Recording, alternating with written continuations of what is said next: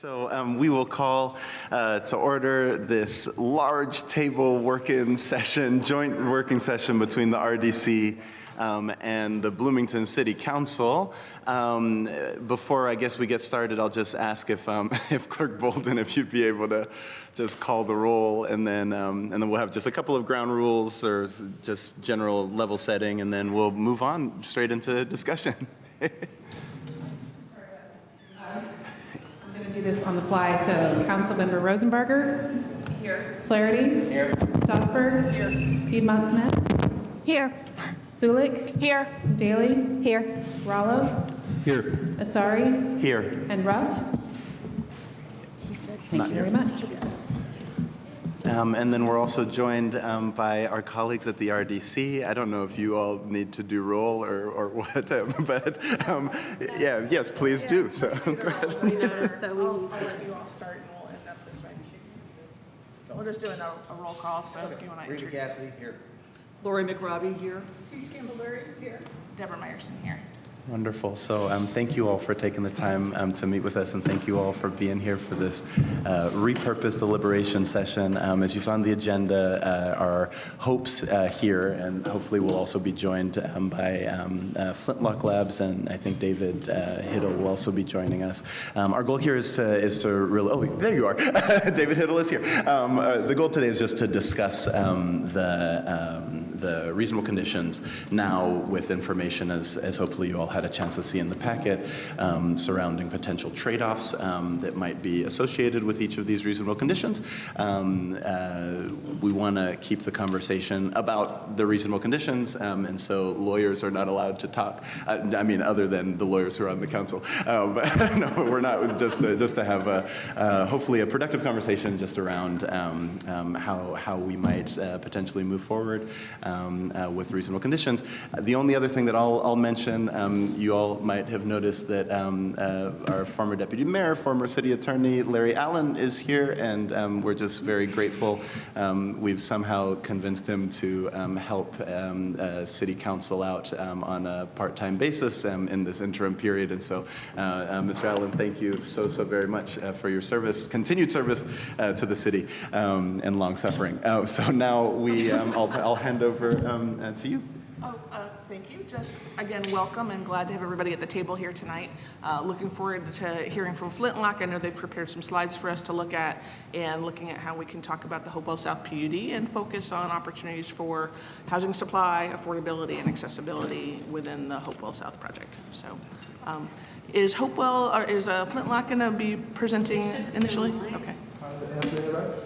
Fantastic. Okay, so if there's no objection, I think the way that we'll do this, we will ask Allie to give sort of like a 30,000-foot overview, just sort of level setting, and then we can go sort of reasonable condition by reasonable condition. The person who's proposed it spend a few minutes just sort of explaining what it is we're trying to achieve here. I think as we've done, but I think it's just useful to talk about that, and then we'll have sort of immediate response from Allie as outlined in the slides, and then RDC response, and then some discussion.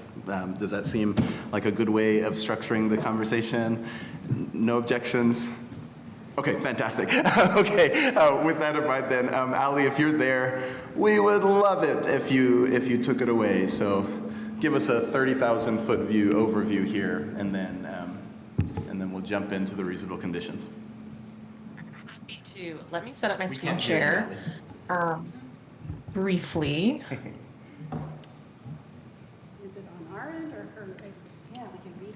We had a issue with Plan Commission on Monday night that by the end of the meeting, we could no longer hear the online folks. I don't know if that could fix between then and now.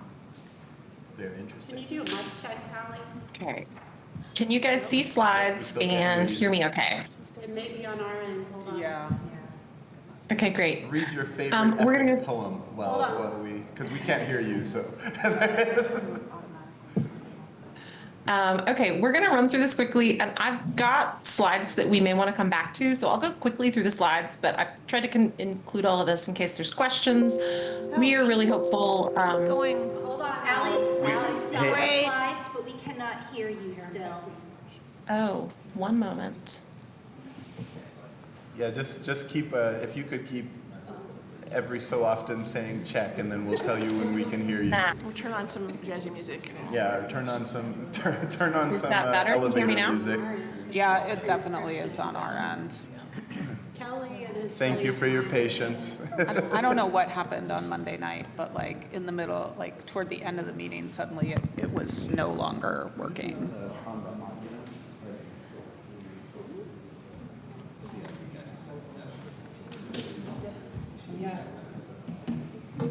They did? I was on team. It worked. Yeah. Were you not able to hear it? Oh. Oh.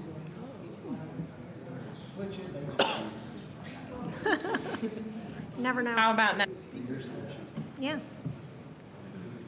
Okay, it looks like it's working. Thumbs up? Yeah. Yeah. Saw your comment and I saw it. Isabel, Yeah. the gravy, And that number copied immediately on the email. Yeah. the goal and the gravy are one and the same. They just changed the name. What's it called? The goal is what The goal. Okay. What about the May apple? it's, I said. Oh, okay, okay. Thank you. Oh, this is one way to start a meeting. They just changed the nomenclature after. Yeah. Is this the time when I say we will be done at 8:30? Yeah.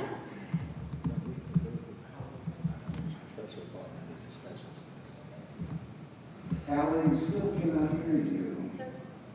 Still nothing? Everything is good on our end, and you're a The other, co-host, so you have the full other rights. attendees on, I'm gonna type this. I wonder if she can dial it in.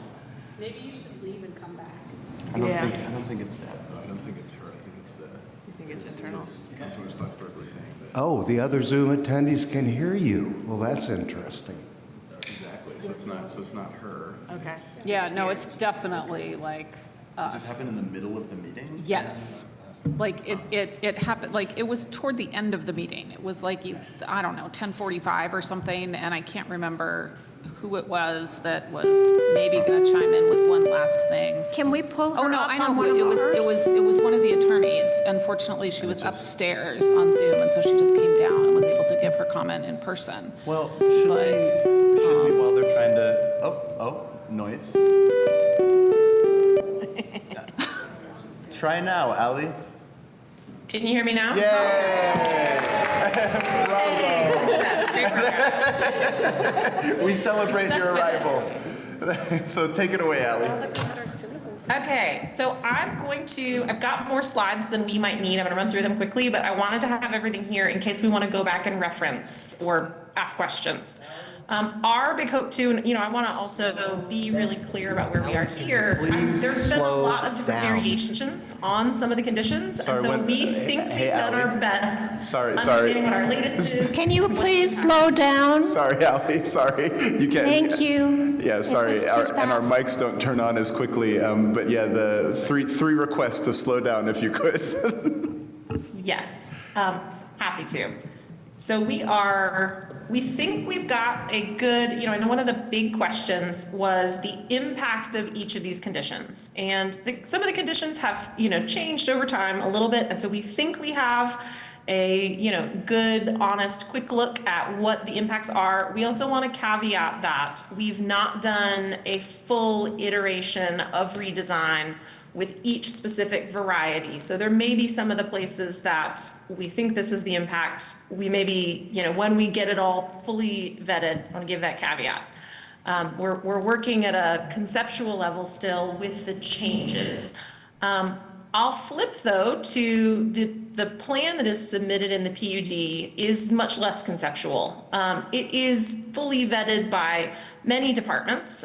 We've had work sessions for several months with departments, and every department has different opinions sometimes and different priorities. And so there are some things that were really worked out based on operational and departmental requests. And so, I do want to say there is extensive coordination across internal departments, taking into account feedback from lenders and builders, developers in the region. Engineering, fire, sanitation, planning have weighed in on this extent.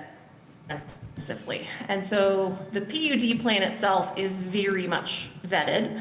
Our alternatives that we're trying to quantify some impacts from conditions, I'm trying to be honest that they are our best interpretation of our current understanding of condition and how that would impact the plan generally. So I think we're all on the same page, right? By right, we can get 28 lots. We are trying to increase our total number of individual units. We are trying to increase homeownership opportunities specifically across a really wide range of price points.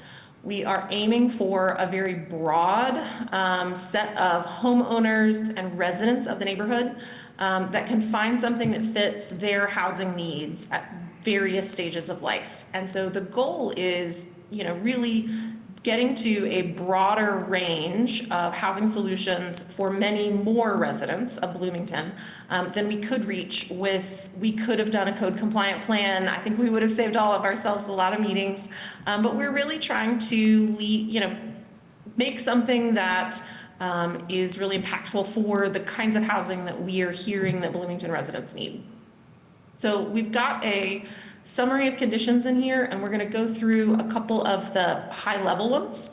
Some of these are already aligned, some of these are already passed. Some of these have some impact that we think it's really productive for City Council and for RDC to be working together on what the trade-offs are, because every decision, every one of these things, that we've come to the table with already and that might be added or changed, those all have trade-offs. And I think generally we want us to all be thinking about more requirements is going to generally result in fewer homes and higher costs. And fewer homes means that the houses will need to cost more each. So that's one of the things that we have been really maximizing for, that we want to be open, is really baked into, we've really optimized for, the most homes possible at the widest variety of price points and, programs that we have some family homes, some senior homes, and some first home buyer homes. We also see that we see this a lot in housing. We think this is not uncommon at all, that a lot of times we can see one project and want it to solve all of these problems that we're facing as a community, and that can sometimes be challenging to meet all of them. So generally, the shorthand that we are, the short answer, one of the questions we got, the short answer that we're trying to provide, is that the initial set of conditions as written would remove approximately 14 homes. There are several interpretations of how, if we lay this out in this way, we would have to work from this existing curb cut or this existing property line. And so this is one of those places I want to caveat. We ran this scenario on 3 different interpretations. We got to 14 homes each time. There were 14 different homes in each of those assumptions, but it was a pretty consistent number. And about 7 of those units impacted are accessible, which is another thing that is being optimized for in this plan. The affordability condition is one that we think would be really productive to have RDC and council talk through. That's something that we can weigh in on from experience, but also think that is an internal discussion that will be really helpful to be had. But that generally, we're both trying to provide permanent restriction of units, of 25% of the units, and we're trying to provide attainability for a much broader set of the units. Around 70% of the units will be at or below 120% AMI at market rate at first sale. And so we're really trying to do both, and calibrating the exact numbers that are the right numbers in the project will be really helpful conversation, I think, for today. We also want to say that new construction is expensive. There's a joke in development that the best time to build a house was 20 years ago. And it's sort of like the best time to plant a tree was 100 years ago. And so the more restriction that we're putting on there, probably the fewer units either that can be put in there or that subsidy is required on. So we want that trade-off to get discussed with the RDC and council together. Sustainability is one that would be another one to really discuss well. We are already required to comply with the adopted model energy code. And so this project will meet that standard and exceed that standard. That code governs our envelope performance, our systems, our overall efficiency. And so the core sustainability outcomes are really already addressed. The standards are already high in Bloomington.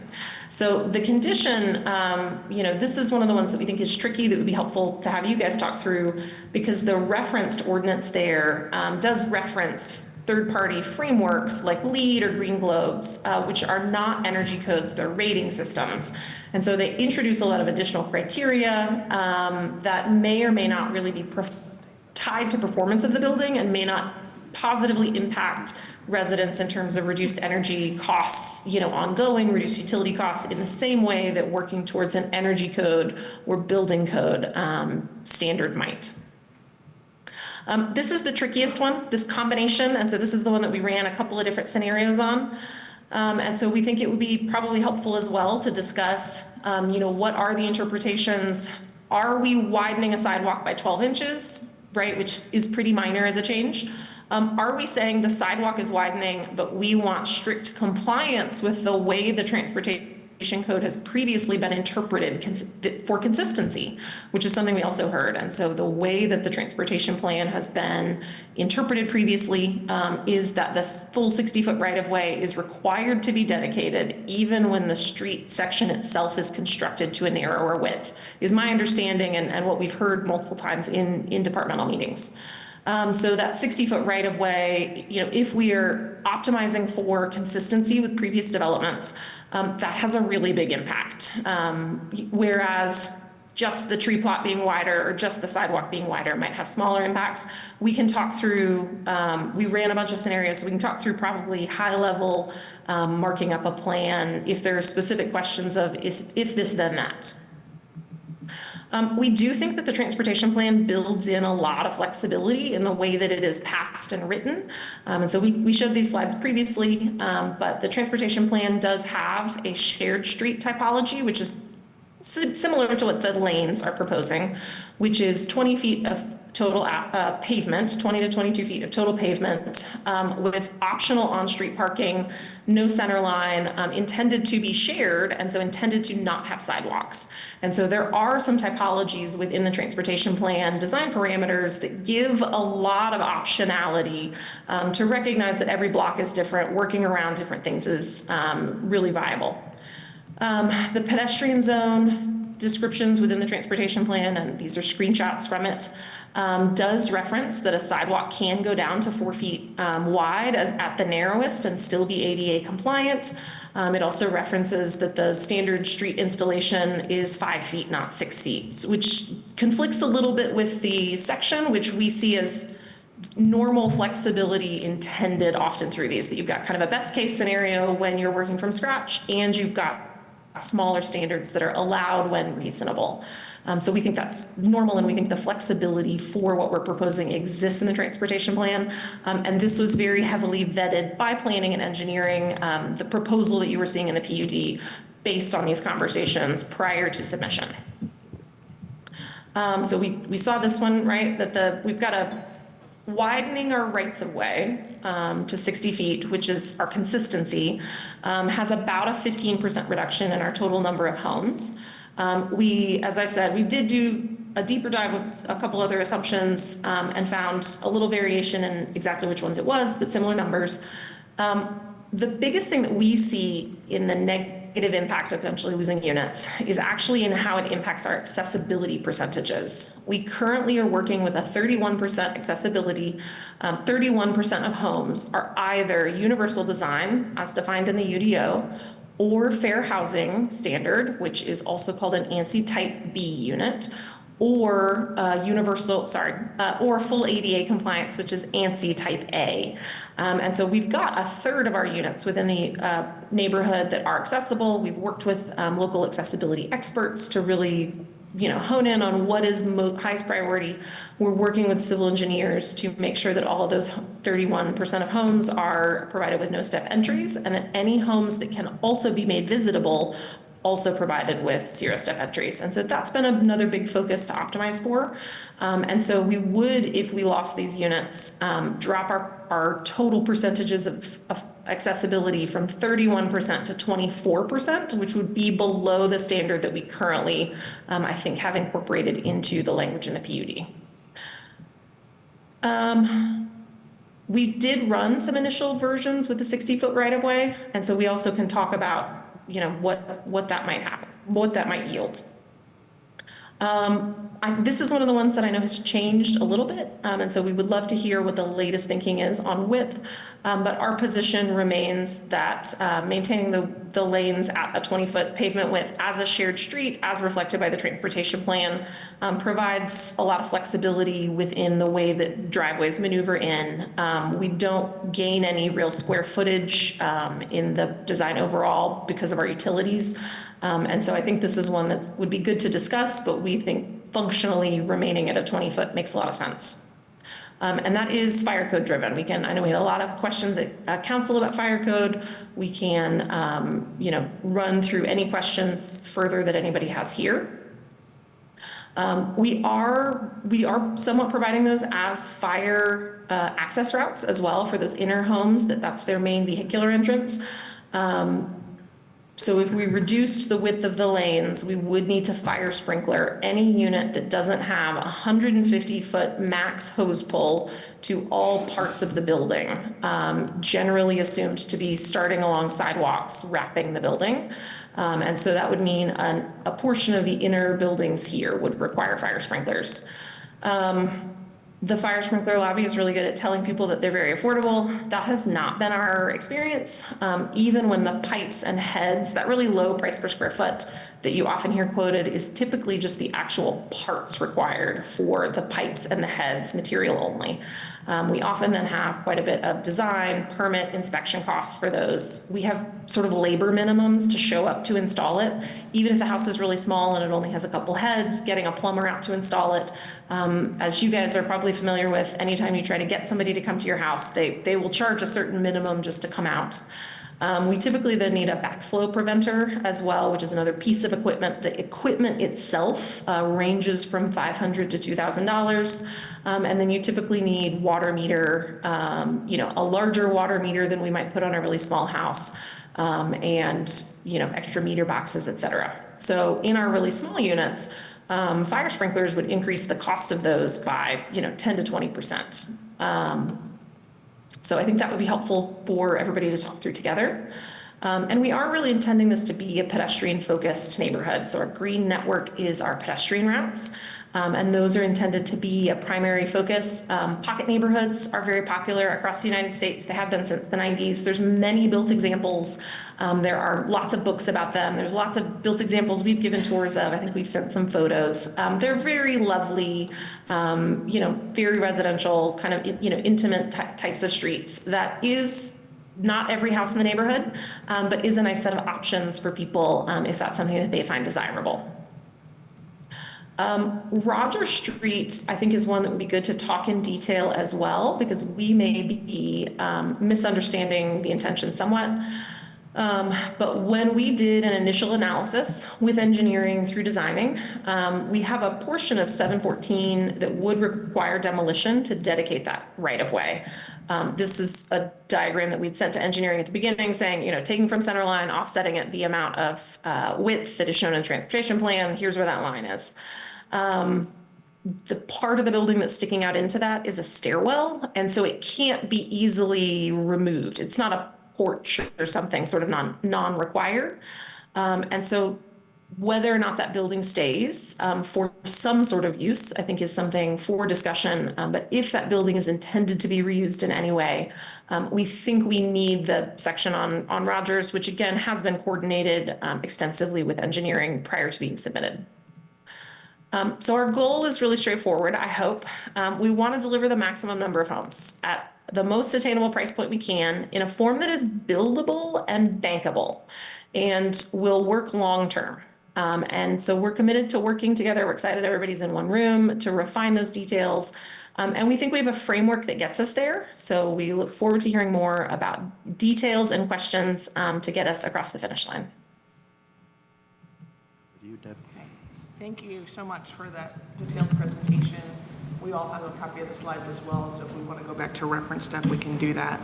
I'm going to propose that I just pulled up a list of the reasonable conditions. We have some commentary on them in the packet materials, but wanted to propose, especially since RDC members having a chance to look at those conditions and then maybe discuss with council members, what are the primary questions that would be most relevant to discuss at this meeting about what the conditions are, and especially while Ally is here, about just confirming we understand what the cost benefit is or what the trade-offs essentially are. Because as I understand it from the presentation, that the original plan is for the 98 units, that potentially some of the conditions might introduce, again, higher affordability, more transportation compliance with the plan, but could conceivably reduce the number of units, the number of accessible units. So just to kind of get a sense maybe of the conditions, which ones would be most useful to discuss here, or if there's even questions about what they mean. So I will just kind of throw that out. I'm directing my comments towards the RDC, but certainly this is a conversation for everybody at the table.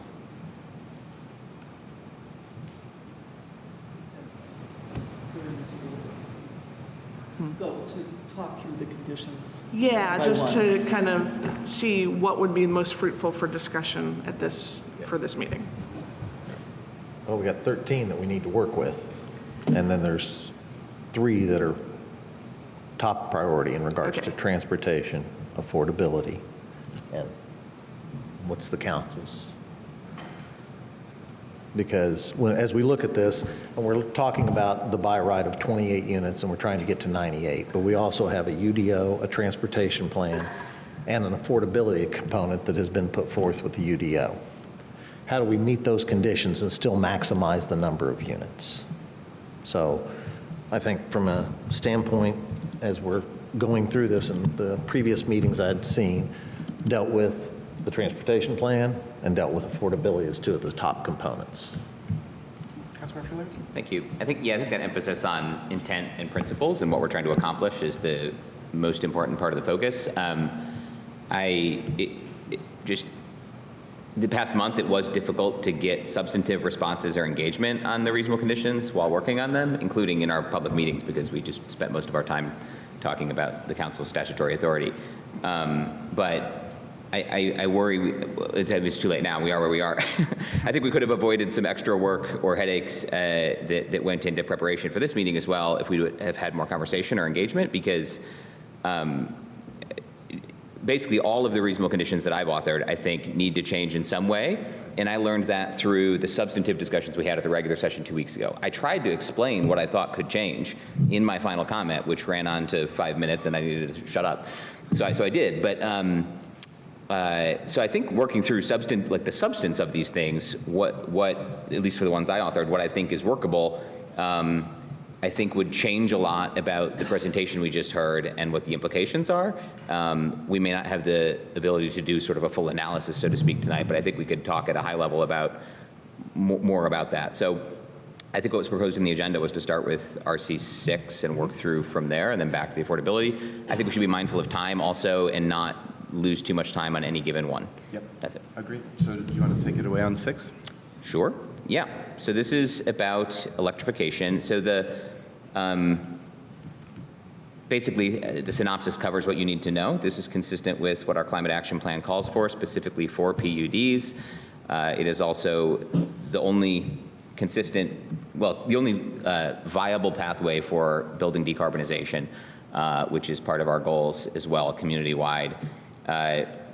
In Indiana, that's a tough regulatory environment to navigate. Groups like ALEC and others and fossil fuel lobbyists have already gotten the state to preempt any code requirements that local governments could have.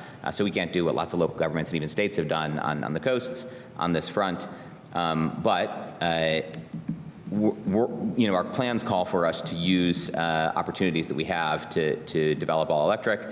I think my gut is that this could shift to a written commitment instead of a reasonable condition. We already passed this reasonable condition and had a sort of agreement from the administration on behalf of the RDC. that they could do that or are planning to do that. I think a written commitment could work instead and would probably be on legally firmer footing. There's some questions. We've gotten a couple of letters, which I've also sent to Corporation Counsel, from folks either at gas utilities or kind of gas utility industry lobby, saying that we don't think this is allowed. My sense from prior discussions with our attorneys is that as long as it's in the context of incentives and not a requirement for any petitioner or for any person to develop land, that it probably could be allowed. But again, I think here a written commitment would be probably firmer footing, that would be voluntary. So if the plan is still to develop in that way, I think a shift to that mechanism would be maybe what I'd recommend. Thank you. Any other comments? Sorry, go ahead. No, I'm just facilitating. In regards to it, I don't disagree with electrification, as you well know. But taking into consideration what our abilities are so that we can move the housing forward without having to get into the litigation aspect of it in anything with a statewide lobby or the rest of it. So while the energy efficiency, if it's done correctly, electrification will work, but being able to move something forward while that is tested is my only concern about it. I don't want to get caught up in something when we're trying to house people at the lowest affordable cost, which electrification will be the least cost in the upfront. We need to make sure the insulation and the envelopes are done correctly. So, in the equipment itself, yeah. if you have efficient units and heat pumps, also lower operating, but yeah. Mini splits. Yeah. Properly sized equipment Yeah. is the most important thing. So I don't know how the written commitment would work in regards to what enforcement we would have. I think it's a great way to go about it and try to keep our affordability. So, with that. Any other thoughts on this one? I think this is fairly straightforward, as Councilmember Flaherty said. Ali, anything you'd like to add on this one? Any other context necessary? I have two thoughts on this that I'll share, with the goal of being helpful as a city consultant. And I think one of them is, I think you guys are thinking about this correctly, which is I think there was a lot of conversation about statutory limitations. And often when we are often in a position of discussing with cities, not just what is allowed statutorily, and we typically, most cities that we work with tend to think about things from a very constitutional federal level, that there's, which I think we talked about a little bit. And often the verbiage that gets used on that, to add this to the conversation, is what is higher risk versus lower risk, right? What are we more likely to be spending time defending or less likely to be spending time defending? And so I think the comments I'm hearing are probably really spot on. I think it's high risk to put it in as a requirement. My understanding is that would cause some risk. From a practical standpoint, I think there will be some builders who would push back on. There are still a lot of builders who have really strong feelings about gas heat because they've had trouble with heat pumps at really low temperatures. Whether or not that is factual, I think that is something that is an education component that will be important to get wrapped into the program. But I will also say that from the beginning, departmentally in review, there was not wide discussion of having providing gas as a utility within the neighborhood. And that's something that we are seeing really broadly in neighborhoods like this, that it's becoming more common. You have one less trench, you have one less set of meters that need to be on the building. Induction ranges are becoming much more popular. Indoor air quality focus has really moved to focusing on all electric buildings, and we're seeing some insurance benefits to that too. And so I think it's a very justifiable thing for the RDC to decide as a developer of the property that they're not putting that utility in. I think that's a reasonable thing. We see private developers make that decision too. I agree. I think there's probably some risk to introducing it as a statutory requirement.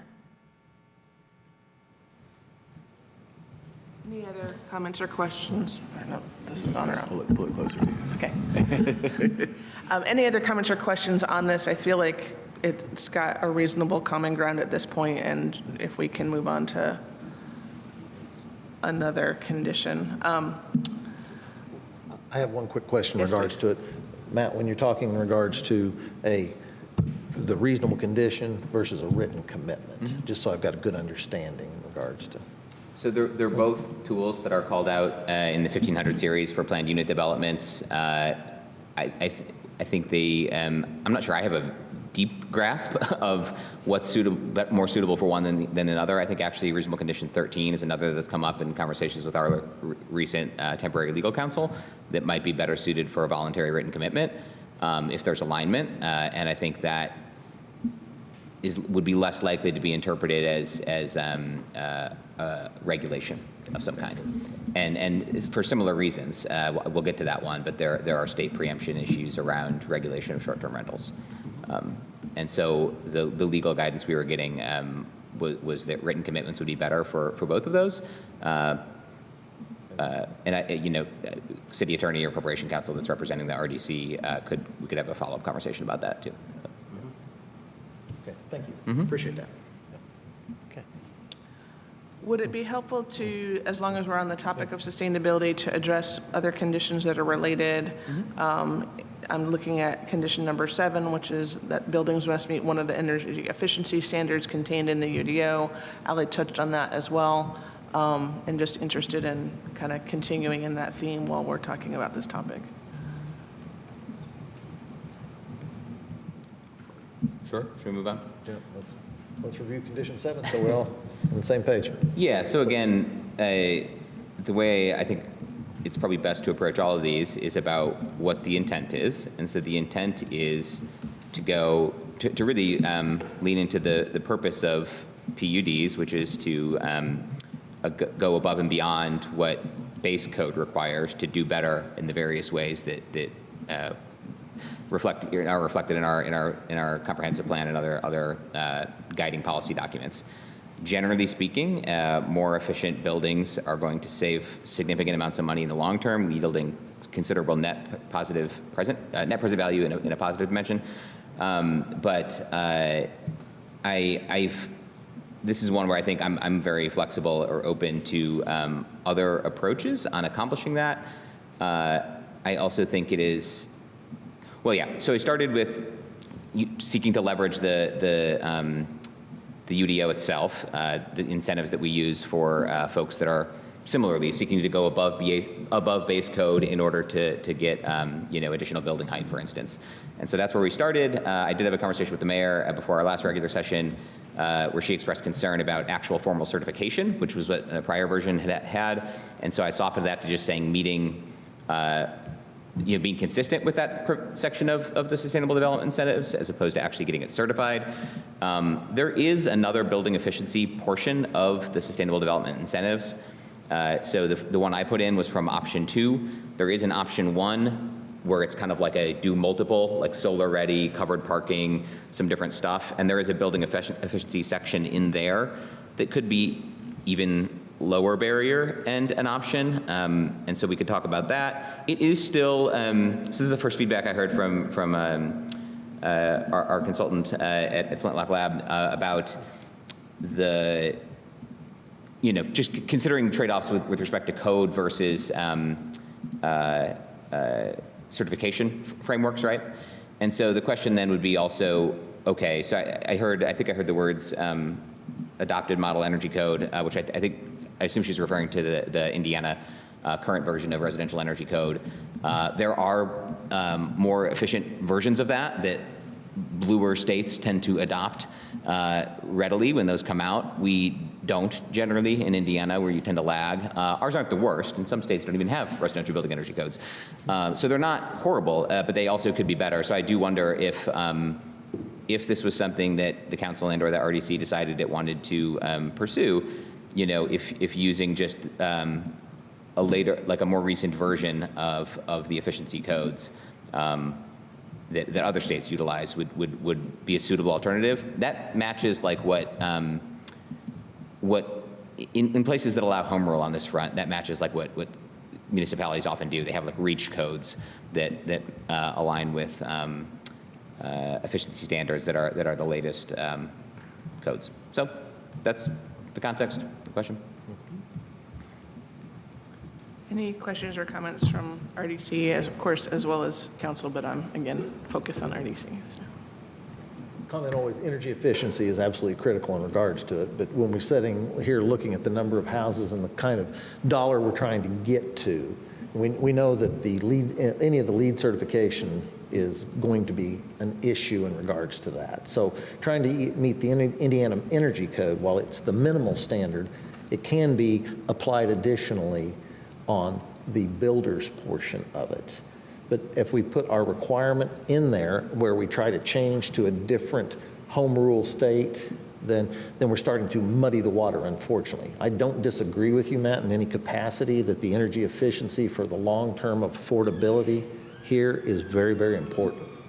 But I don't know exactly how we meet that and then set up the requirement of those particular ones that is above and beyond what we've already got. Yeah, I think it should be changed on a statewide level, but we're still operating under the 2008 electrical code. So unfortunately, it's moved slow on the state level. So when we look at it, energy efficiency, induction, heat pumps, they tend to work well. I'm not trying to do dialogue. I'm just trying to figure out how to get more energy efficiency and put it into our, PUD that would contain ourselves from a cost standpoint to try to meet the affordability.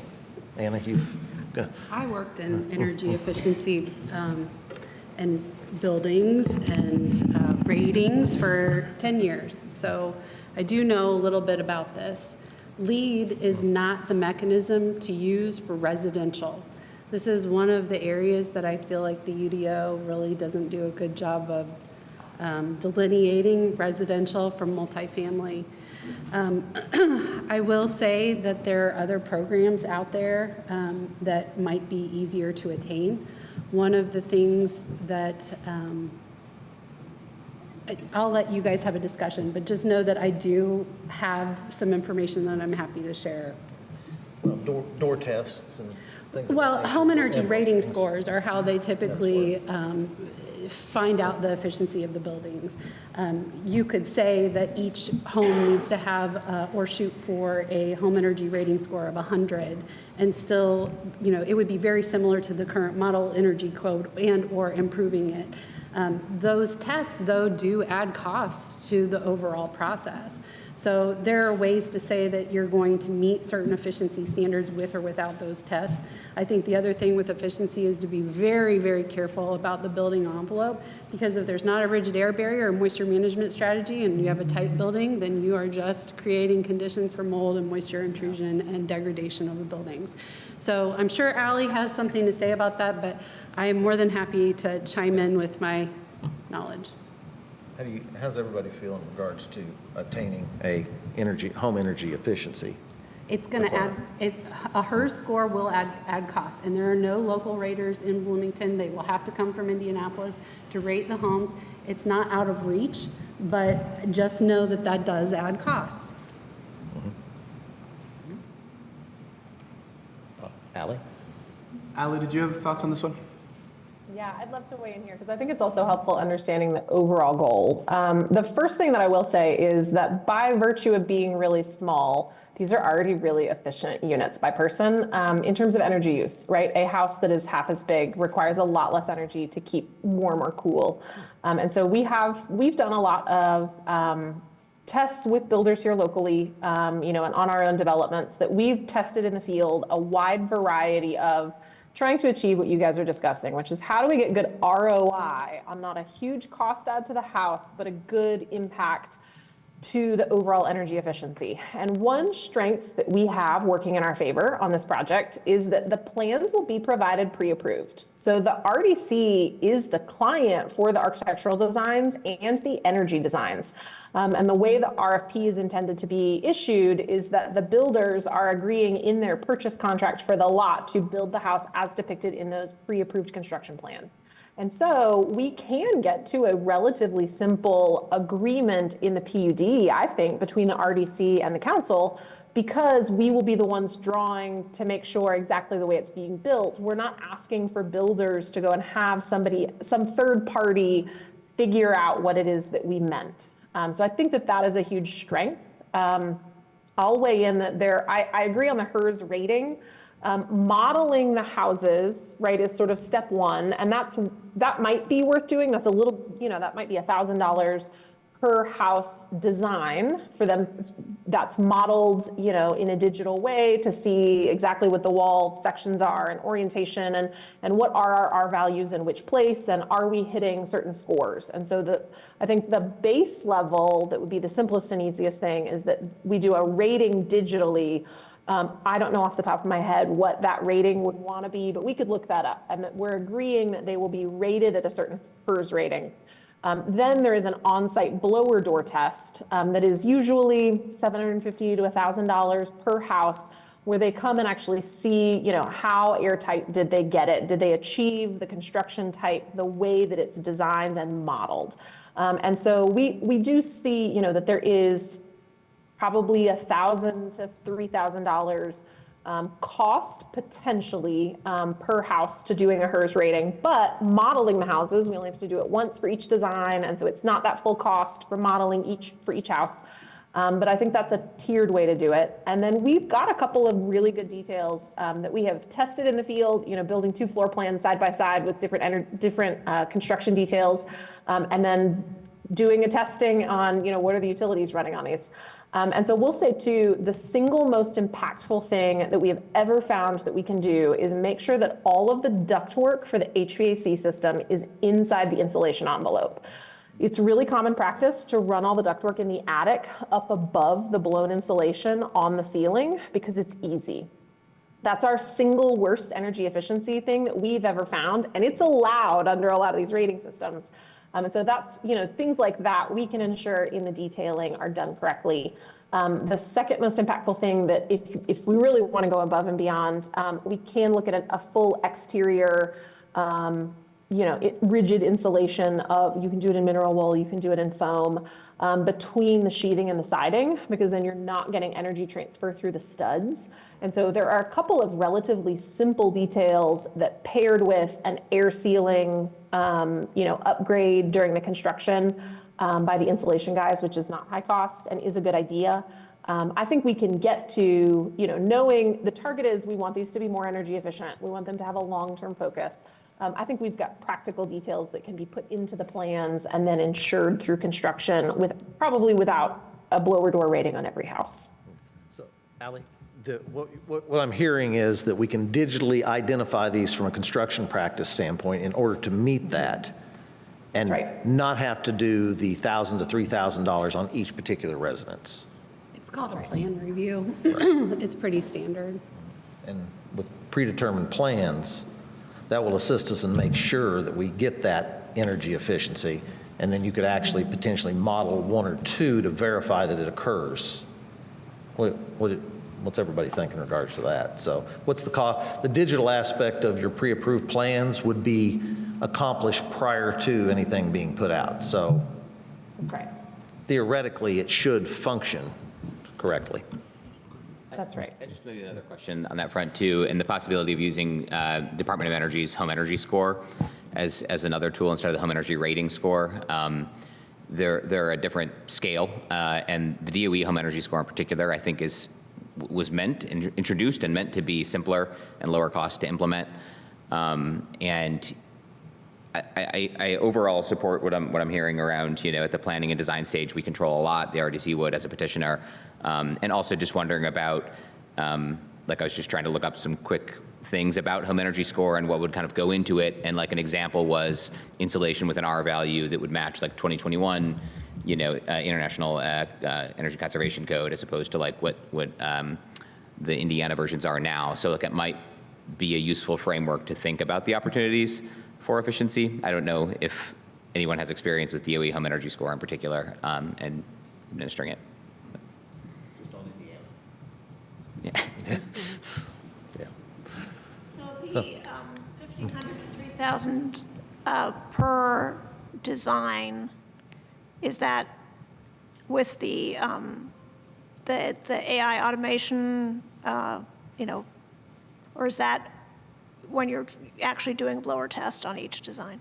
No, Yeah, that's the modeling. So typically people are modeling an individual house and then testing the individual house. And so that 3,000 is like your worst case scenario. The guys had to come from long away. You're just doing it for one house. We wouldn't need to do that. We've got 16 unique plans currently in the catalog. And so we would have, and Anna, correct me if these numbers are wrong. I'm giving you our local company numbers the last time that I paid for this. The testing is usually around $1,000 a plan. So testing all of the plans ahead of time, modeling them. And so what happens there is a little bit of back and forth between the modeler and the architect, where they may call out, we've called out fiberglass insulation. We're a few points low. We need you to upgrade that to blown cellulose, which has less air infiltration, or that needs to be, so there's a little bit of calibration that happens with the modeling. It's not just proof, it is a process. And so you can get some improvement plan by plan to make sure you're hitting your marks. So there's only 16 plans in the catalog. So modeling all of those once and then being able to make sure all of the details for them meet whatever target we've hit would probably be less than $20,000. So that's a real, if we're not doing blower door tests, we're modeling them all ahead of time because we're repeating plans. That could be really efficient. On that modeling, could it actually use the the Department of Energy home energy rating model? I will have to admit that I would need to look that one up. I do know that we've used that before. It's been a couple years. I do remember it as being approachable. But typically you're trying to get to an overall rating. HERS is the way that our code works. It's a HERS score. I will have to admit I need to do some research to see how all of these interact in detail. Is there a reason why we wouldn't do Energy Star? So from a whole home perspective, my understanding is DOE Home Energy Score is the kind of approach. Energy Star does have a home upgrade program, but that's more about a set of measures that you can implement that are efficient. So I think Home Energy Score is the federal government's product for building efficiency, and it looks at things like advanced insulation that go above base code. It does look at appliances. There might be limitations there too, depending on what the role of the RDC as petitioner here versus selling lots and what you can actually control there. So there might be some limitations that don't apply. Specifications of appliances are something that I think we could reasonably require. It is not unusual for a developer like the RDC as a private corporation to require a certain level of finishes, appliance specs, et cetera, selling lots to builders. That's very industry standard. And so I think requiring Energy Star appliances is something that absolutely could be done, which won't have a huge cost impact, which I think might happen otherwise, but it'll make sure people are paying attention to it. So that would be another really low cost change. I just want to clarify that Energy Star is a home energy rating tool, and you can have a 1-star to a 5+ star as far as efficiency rating. That is a federal government standard. It is often used in residential construction. It's used here locally. So just to say that if you do land on a rating system, that's going to be the easiest to attain here. Okay. So from a reasonable condition standpoint, as we look on this, from a digital standpoint, on a modeling standpoint, Allie, that is something that would be done on the pre-approved plans, be done by Flintlock, be presented as far as part of the housing plans, Right. and then agreeing to Energy Star appliances based upon what that is something that's reasonable and will not add additional maximum, or it'll allow minimal cost to the residences in order to give them the most efficient thing long-term utility-wise. Okay. My experience has been Energy Star appliances, reasonable and easy to add, and you can find one that's still good at the same cost as an off-the-shelf thing you would have bought at Home Depot anyway. Okay. Thank you. Okay, thank you for that discussion. Are there any other comments or questions about this particular condition before we move on to some of the transportation and sidewalk questions? Okay, thank you. Yeah, thank you for those comments, and it's really helpful to kind of hear the various perspectives to get to something that is, again, most useful for the energy efficiency as well as most cost-effective for the purposes of sustainability. I'm just looking through, and maybe it's classified under land use as opposed to transportation under the conditions. But there's discussion about, plausibly we have standards in the transportation plan, and there's questions about looking at how to align the plan for the Hopewell South PUD with the transportation plan. I don't know if there's any, again, either questions or comments in terms of launching a discussion on those elements as part of our meeting. Which reasonable conditions do we? That's 8, and I think in the past we talked about them together, 8, 9, and 10. Is that right? Or yeah. So go ahead, Councilmember Flaherty. So again, here I think there's some differences from what assumptions were in how it was being interpreted. First of all, just agreeing with prior remarks that the UDO and the transportation plan itself need more flexibility to vary the right-of-way dedication based on whether or not which optional components of a street cross-section you're including. And so in particular, the tables in the UDO allow for parking lanes that are optional. And so if you don't have that, the right-of-way then becomes oversized, and that's a barrier. So we actually do need to improve our UDO and the transportation plan on that front to allow it to vary. My intent with reasonable conditions 8 and 9 was not to revert, and I don't think it doesn't say this, but it maybe wasn't explicit to the contrary either. The intent was not to widen the right-of-way dedication and any more, either at all or any more than is strictly required to meet the dimensional standards that are being sought for the sidewalk widths themselves. And so the right-of-way can be right-sized to what the street cross-section actually would look like, I guess is a way to think about that. And so what was intended here is to do 6-foot minimum sidewalk width, which is what we used on First Street when we remade that in Hopewell. It is what's required generally by the transportation plan for this type of street for rezones and subdivisions. With no exceptions that I'm aware of, we do require it of every other petitioner going through a situation like this. And, opinions can vary here. I walk on a lot of sidewalks and older infrastructure, and I think there's a really meaningful difference between a 4- and 5-foot sidewalk and a really meaningful difference between a 5- and 6-foot sidewalk in terms of how that functions for multiple people, for people in mobility, with assisted mobility devices. And so for a variety of reasons, I think while it might seem like we're quibbling over 12 inches of pavement, I actually do think it matters quite a lot from both a consistency of following the same rules we require others to follow, but also actually just the quality of the infrastructure for choices we're making that are probably going to last 100 years. And so the upshot, so I'm going to talk about reasonable condition 10 as well, which is about a tree plot, because they're kind of, the impact of them can be thought of collectively.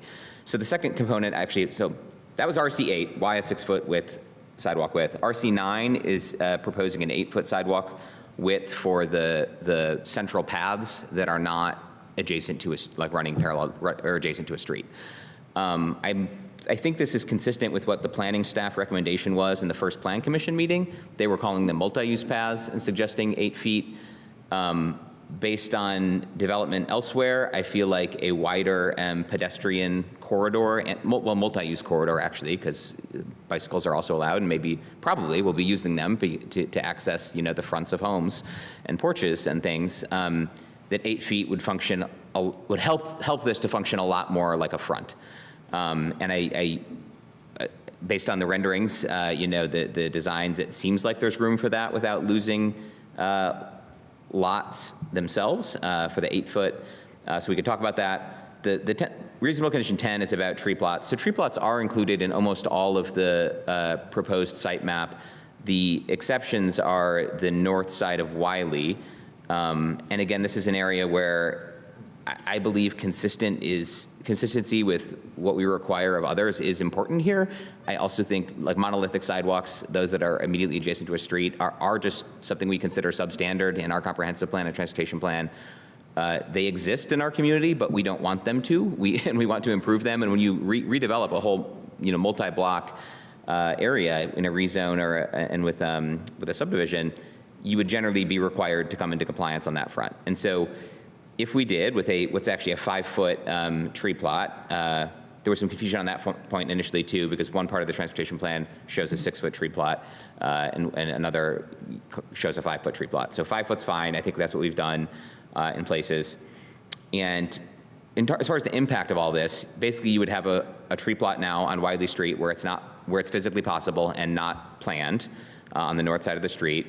You would have 6-foot sidewalks instead of 5-foot sidewalks, where those sidewalks are running right along the street, with a tree plot, and then next to the street.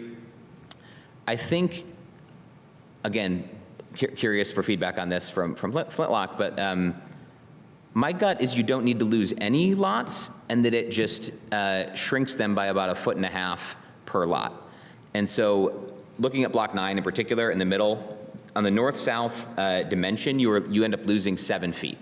That's the tree plot, which is 5 feet, and 2 sidewalks that get wider by 1 foot. So if you lose 7 feet on this north-south dimension, that's the biggest space loss implication of this. What is the upshot of that? And you've basically got 4 rows of lots, running east-west across Block 9. So if you lose a little more than 1.5 feet from each of those lots, you've made up that 7 feet of space. I don't know if that's precise, actually exactly right or possible, but I think discussion on that would be helpful.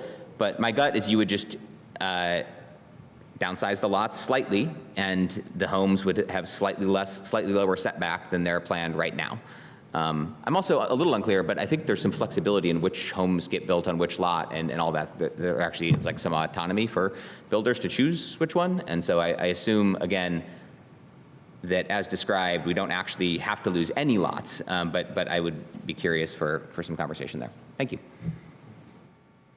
Allie, could you bring up that map so the public as a whole can take a look in regards to the area that Matt's referring to? Yes, I also was going to ask, I know we're showing things that have been submitted. Can we look at a Google Street View of Wiley? That our position might be more clear if we look at Wiley. Oh, yeah. Yes, go ahead. Let's go ahead and do that. Okay. I'll answer the dimensional question first. Yes, you're absolutely right. The monolithic sidewalk on Wiley is not about dimensional constraints. We have a setback from Wiley that is it's the surface edge of the parking lot right now is what we're using as a setback. And so there is space for a tree plot and a sidewalk on Wiley. And the right-of-way on First is pretty oversized. And so the other reality is if we got down to the inch on that north-south block being tight, we could, vacate 12 inches of right-of-way on First Street. There's like 10 feet behind the sidewalk, I think. There's a lot of extra space behind the sidewalk.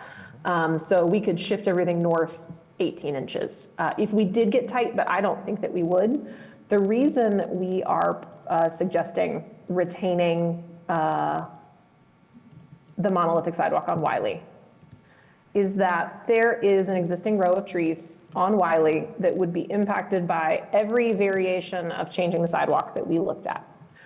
Wiley right now is one way, and so it's a really low traffic, low speed street. I agree with you, we don't do monolithic sidewalks. Anytime that we have any sort of traffic speed that is, I have a 4-year-old and a 7-year-old. We walk on sidewalks a lot, we have little kids on bikes a lot. A monolithic sidewalk on a high-speed street is really unpleasant and often unsafe.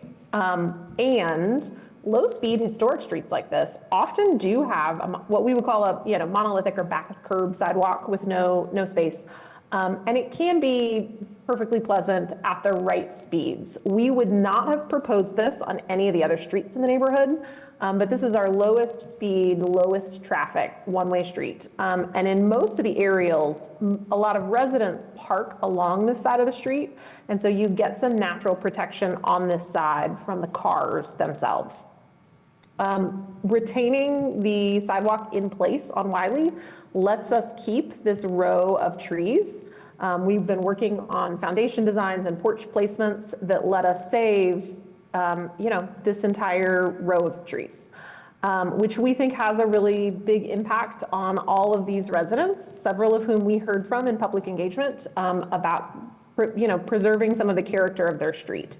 And so while, yes, we could get a tree plot in and we absolutely could plant new trees, I think we all are familiar with new neighborhoods that have little 3-inch caliper trees. It takes a long time for them to make much of an impact. And because this was a parking lot island like this, we've got lots of variety of species, right? And I'm not saying we might not lose some of the wall of evergreens, but it's a nice row of practical neighborhood trees that would soften the change for neighbors across the street at first, which is why it's currently in there as this proposal.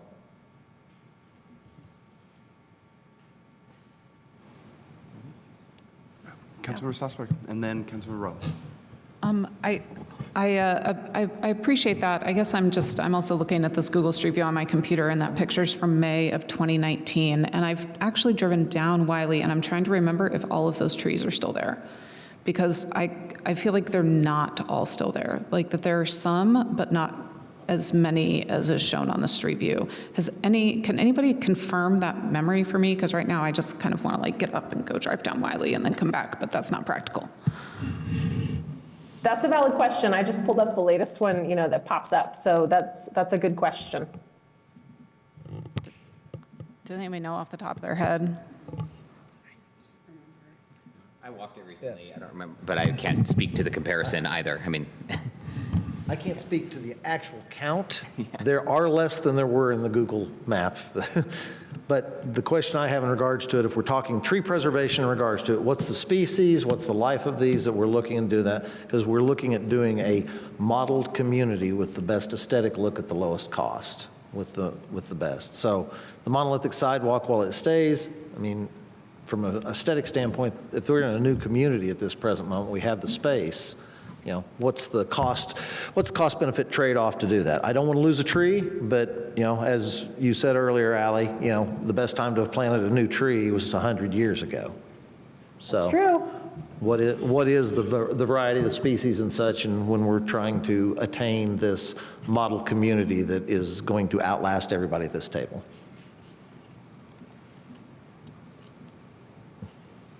just a note. Oh, Dave, were you? Yeah. Well, Matt, go ahead if it was relevant to Randy's comment. I think they probably all are, so I don't know. Well, I just want to make a comment that, Condition 8 is simply 6-foot minimum sidewalk width. And, having spent a couple of decades on the council sidewalk committee, our preference was always for a buffer or tree plot. It wasn't always available. Obviously, it was cost prohibitive in areas where we had to purchase right-of-way and so forth, but we certainly required developers to put those tree plots in. And it's kind of a shame that we may not do it here. But apart from that, maximizing sidewalks to 6 feet in my mind is necessary, just because it minimizes conflict between bicycles and pedestrians. And in Bloomington, of course, motorized, electric scooters are allowed to be on sidewalks as well. If we're going to minimize conflict between pedestrians and especially impaired pedestrians and motorized vehicles like scooters and bicycles and things like that, I think the greater width, a foot, is minimally what we should ask for. Is there a way, just because one of the things that had come up was potentially what trade-offs might exist with some of these questions, and I'm just wondering, you did touch on that earlier, but just now that we're talking specifically about these specific conditions, if you could help us with understanding what the trade-offs might be, or how we could accommodate wider sidewalks with minimal impact on the number of units, and just help walk us through that. I think the short answer is, and I'll share this screen again, so we can look at this. My apologies, sharing in Google Slides, we've always got to start with this little box and then get it on our slide. The additional 1 foot in sidewalk on First Street is no change. There's no dimensional impact whatsoever. On Fairview, we think we can make it work. We get a little closer to porches, but having looked at that, we think we're okay on Fairview. Jackson, we have 2 units that it gets really tight on. We might be able to, swapping out some units, make it work on Jackson. So Jackson's a maybe. I'll clarify too, the intention is that the RDC has some flexibility to switch different plans on different lots, but that when they sell them to developers, that the plan itself is fixed. And so there's some of this Tetris that can happen. And when we went and looked at all of our scenarios, we were accounting for plans we could switch with a smaller one in the lost units. The 5 foot to 6 foot, I think, is achievable, is the short answer. Trade-off on Wiley is purely, existing trees. And the one of these conditions that is the trickiest, I think is the most impactful, is shifting our internal sidewalks from 5 feet to 8 feet, which does have a major impact. We lose 2 units here that we don't have another unit that is that dimension. Those are our 2 little micro units. We don't have something else that could go back in that place. And because it's wrapping it on 2 sides, we would lose those 2 units. We couldn't put something back. And then our 3 accessible units here could be switched for a non-accessible unit, but we would lose 3 accessible units. So the block 10 sidewalk going to 8 feet would be really negatively impactful. I think everywhere else, the 6 foot sidewalk and could work. I think the 8 foot sidewalk could work. It's different character than pocket neighborhoods are typically built with. That's not kind of the feel generally of those as they've been built elsewhere in the country. But I think it could dimensionally be accomplished. But the block 10 8 foot sidewalk was our most impactful for losing units and losing accessible units.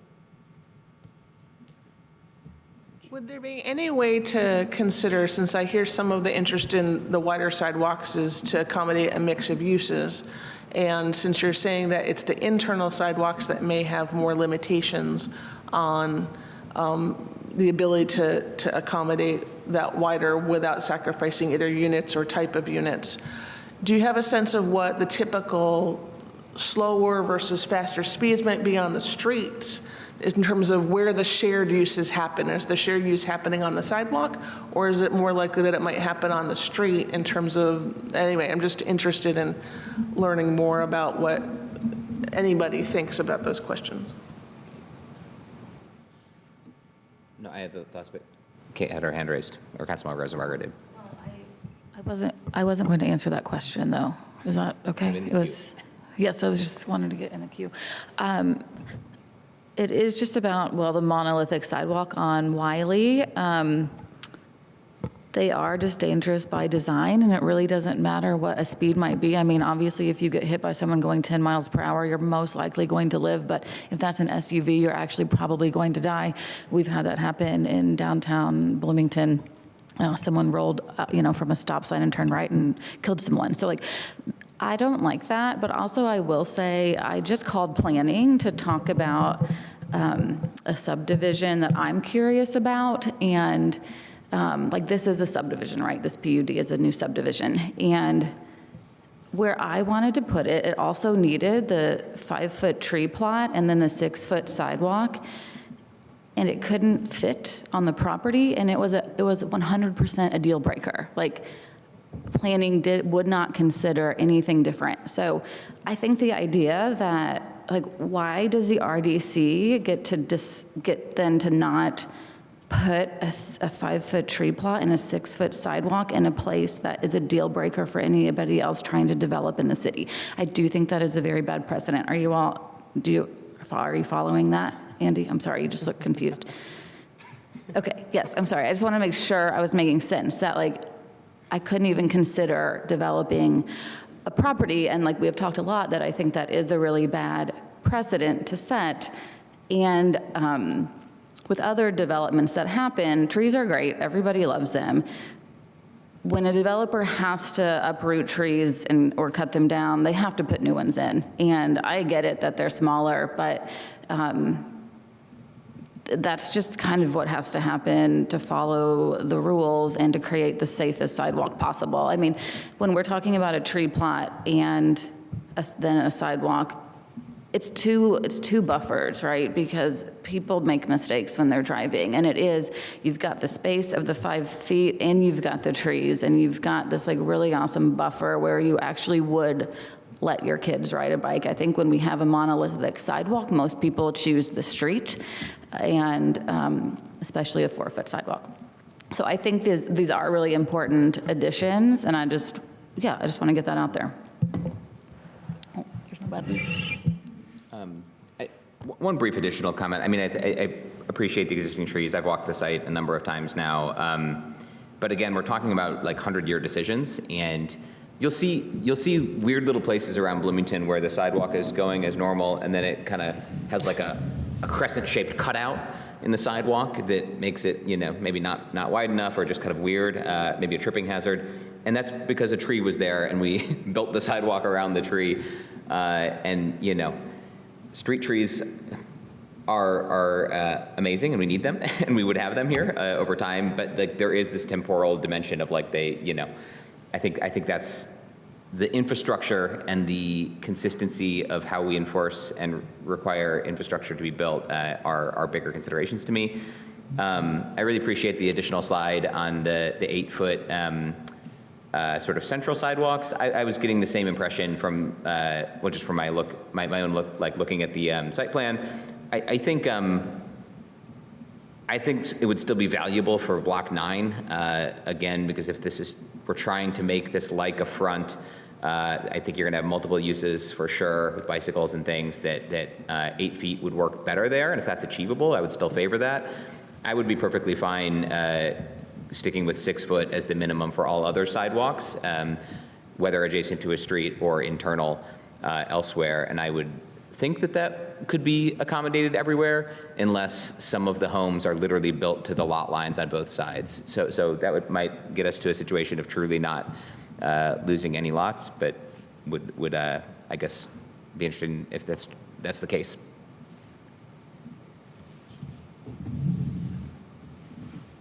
Allie, can you bring that map up again of what you're saying we're going to lose, where those lots will be lost by increasing the sidewalk, please? Yeah.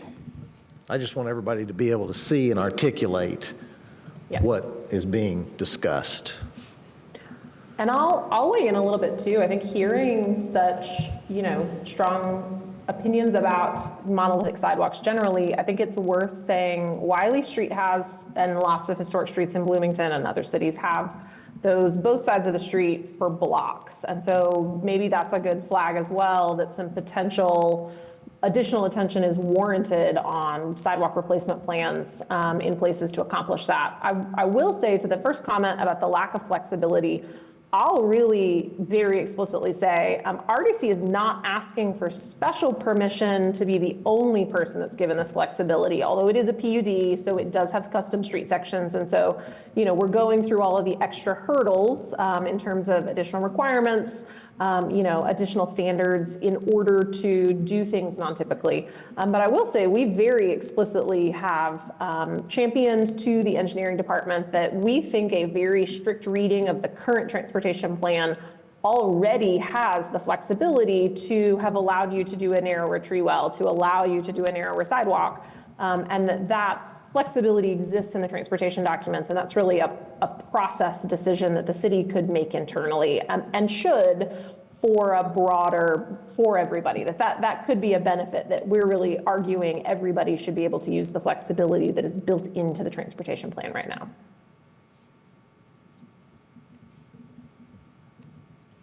Flexibility is good, but we're hearing things on 6-foot sidewalks and trees. So I'm back to how many units are we going to lose?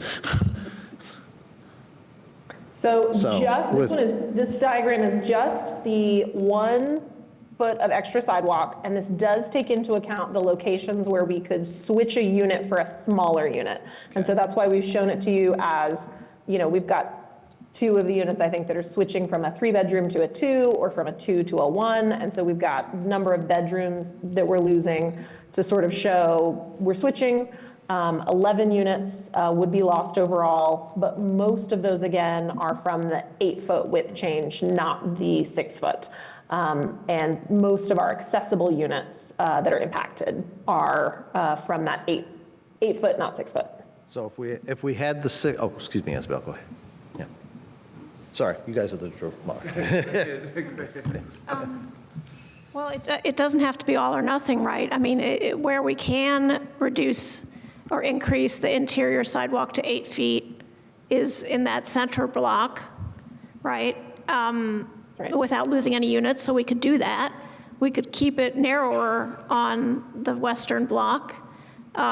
We could widen the sidewalk to 6 feet on Wiley and Fairview, and not on the west side of Jackson. I mean, it seems like we could make a compromise here. Councilmember Strasburg, Ali, then respond, and then back to Councilmember Flaherty. Okay, I think that I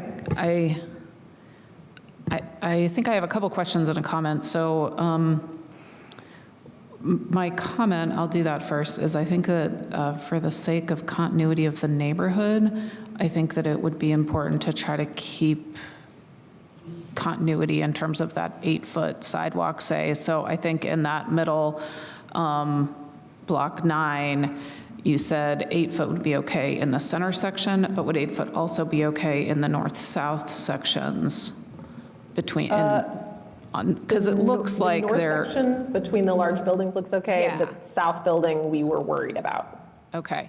And so if like the same width could happen, you know, all in block 9 and then block 10 would all be the same width too, but they don't necessarily have to be like match each other as long as they internally match. Does that make sense? So that then you don't have, just so there's like continuity. That's like the comment. Like, I just think that there should be continuity there.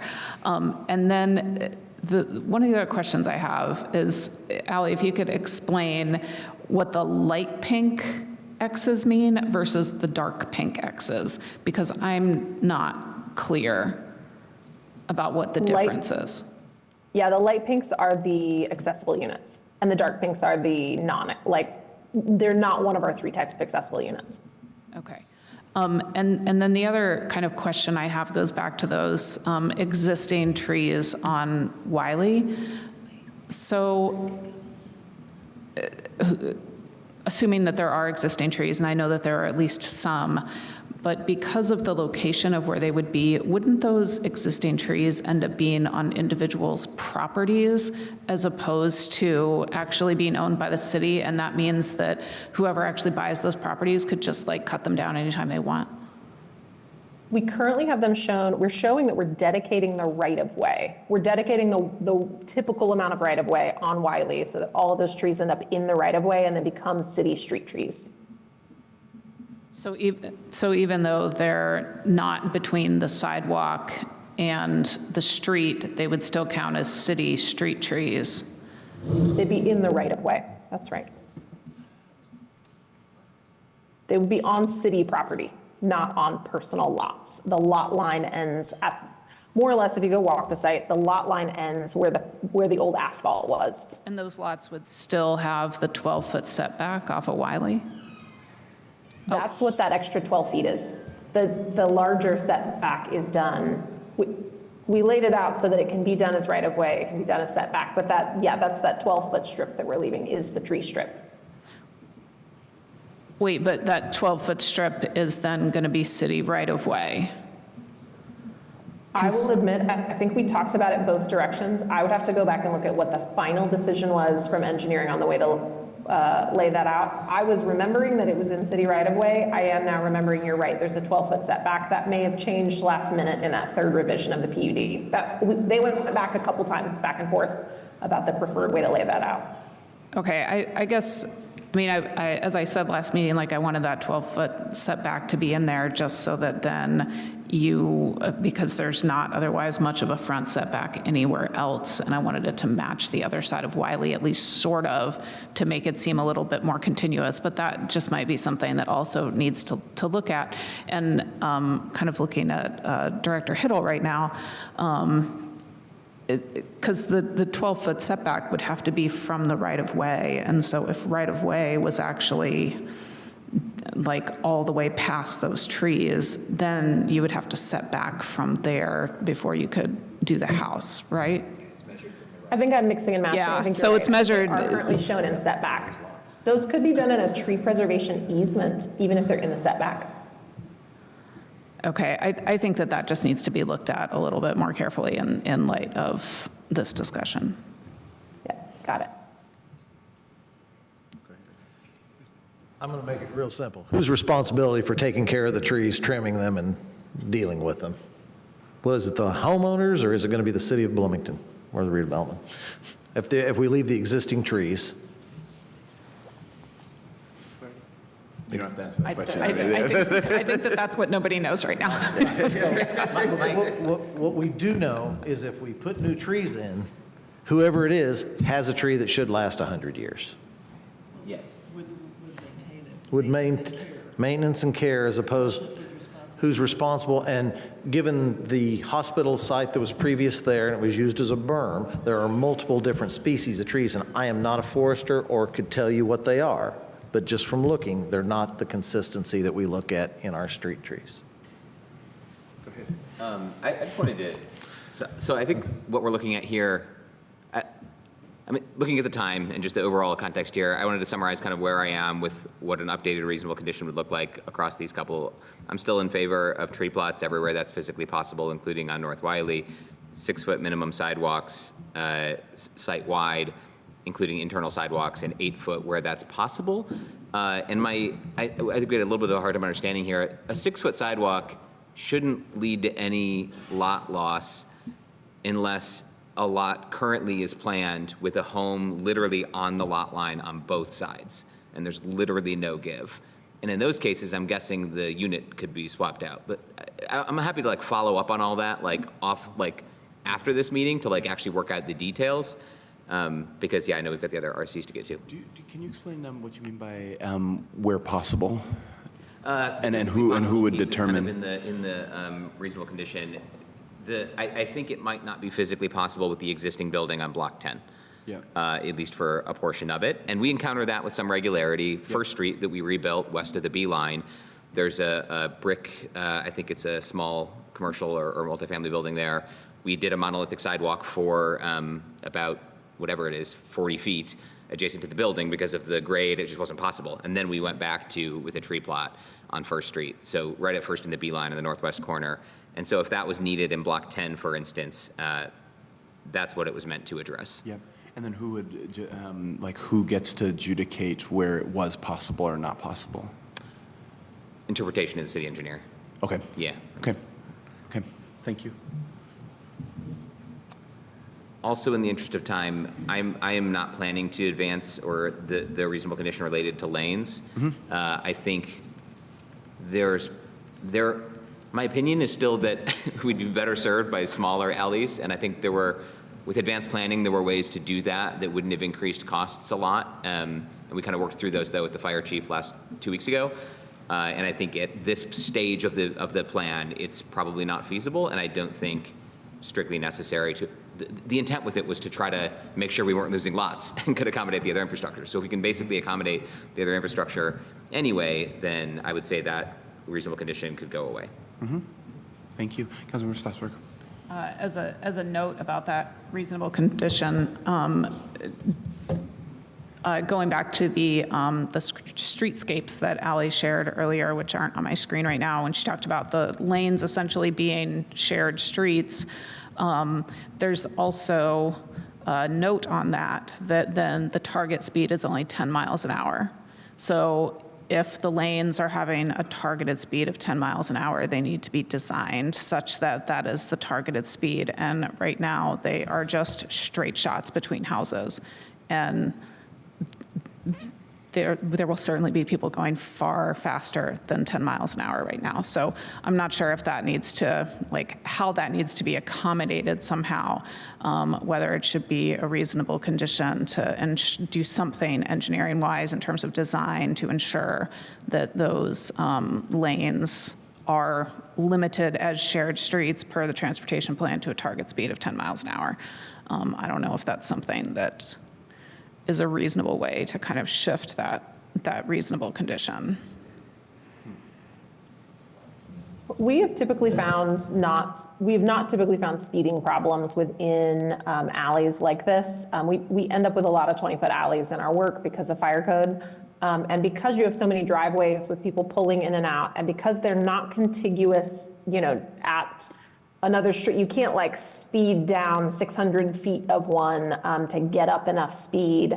We typically see those have, an approachable drive distance naturally. Just it's really hard to turn in there and get up to much speed before you're slowing down again. For the other end, and I'm not saying no crazy teenager will ever try it, but those typically do have, decent operational, and that exists in lots of this kind of development nationally, by lots of people. Excellent. Go ahead, and then we should move on. I'm always hitting the button like, hello, Yeah. hello. Okay.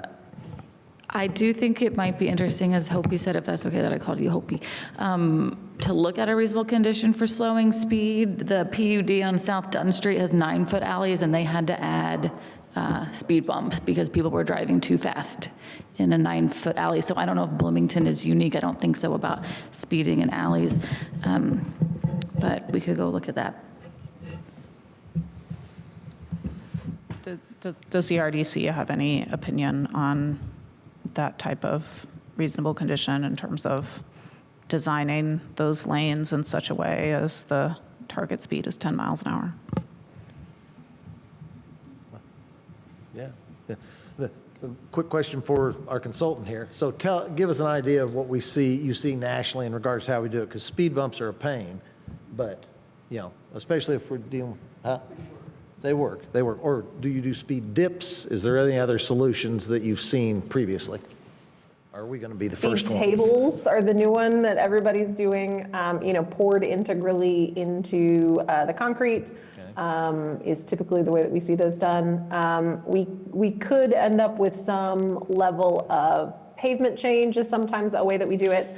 Although the downside of that is then you end up, with pretty significant additional cost. The difference in asphalt or concrete and anything else is pretty significant. And so that's the cost change is the biggest limitation to that. We also just see enforcement as one of the things that can be most impactful. Speed cameras and really aggressive ticketing can often get everybody in the habit of slowing down, even more than a speed table. So enforcement of, post the speed and then enforce that via existing mechanisms. Potentially right there next to the police station can be another way to do that. Councilmember Software. I'm not sure that enforcement in Bloomington will actually work out, but are we, legally, I think neighborhood streets have to be 25 miles an hour. Can we actually sign something that's only 10 miles an hour? I'm kind of looking at Director Hiddle right now, but I'm not sure who would be the best person to answer that because the engineer's not here. I thought there was If some not, is the shared street design speed not enforceable that's in the transportation generally? Well, I think that's where it's like through street design, it's designed using speed bumps or other things. And what I've heard during some of the Greenway meetings last year was that then they just wouldn't have a speed limit sign. It would be one of those, like recommended speed signs in terms of whatever thing it was on. But that's where like enforcement would I think be challenging. And that's like an Indiana State thing. I think that Indiana State doesn't, I think neighborhood roads, I think, have to be 25 miles an hour. I really wish that Director Seabour was here right now, but he's on vacation, so. It's maybe fair. Is it fair to say that we can, that's something we can all talk about in terms of, general reasonable condition that says, some enforcement around speed and let that to engineers who could decide the best design to do that? Yeah, fantastic. So should we move on? I'm mindful, I think the one that we wanted to spend the most time talking about was permanent affordability. And so have we satisfied all of yours? There's reasonable condition 12. I think it could be very brief. I could share high level here. Please do. And 13 that I suggested, short-term rentals might be better suited as a written commitment. Number 12 is about Rogers Street. in the absence of much substantive conversation at the stage this was drafted and it not having been updated since, what needs to change is the right-of-way dedication part of it. I think what's planned right now in the PUD is 31 feet from center line. That would work and accommodate a 10-foot drive lane, 5-foot park lane. No, yeah. Is it no parking? I think, no, bike lane, that's it. 10-foot drive lane, 5-foot bike lane, 5-foot tree plot, 10-foot sidewalk. So 10-foot sidewalk is what's required on the general urban street typology. It's what we built in Hopewell already to the north of this on Rogers Street. And that does get the sidewalk within about a foot or so of the existing building. Again, the right-of-way is already planned at a width to accommodate this. I did talk to the city engineer about it, who agreed that it is physically possible to put those dimensional standards. So the right-of-way is smaller than what's in the transportation plan. That's that modulation of right-of-way dedication that we do need in our UDO and need updates to reflect that. But the street components, the 10-foot drive lane, the 5-foot bike lane, 5-foot tree plot, 10-foot sidewalk, we don't have to compromise on those. We can build what's called for in our plans within the planned right-of-way dedication. And again, the sidewalk gets pretty close to the existing building for that short stretch of 15 feet or whatever it is, that little bump out in the building. But I don't think that's unique in an urban setting. We have sidewalks that are a foot or two from the existing police station, which I know is a potential use here. And actually going to building edges of all over downtown. So I think that's feasible and the intent, and I would update this to reflect that existing planned right-of-way dedication and just the dimensions that, So we don't want to spend a lot of time on it, but if there's any clarifying questions or, Can I ask a clarifying question, Ali? In the models, so when you come up with 11 to 14 units less, et cetera, was that assuming that we did all of the reasonable conditions, or was that sort of on a case-by-case basis, like as you were showing with the sidewalk question? Okay, so. We thought all of them was 14. We thought just the 1 feet of extra width was 11. And then the Rogers question, I think the trade-off there is losing all of the public parking along Rogers. If I'm understanding the description of that street section, I think that's where those extra feet are coming from, is we would lose all the parking spaces. No, there's no planned parking on Rogers there. It's just the bike lane, I believe. I can double check, but where the space is coming from is what would just otherwise be like grass remaining in that part of the right-of-way.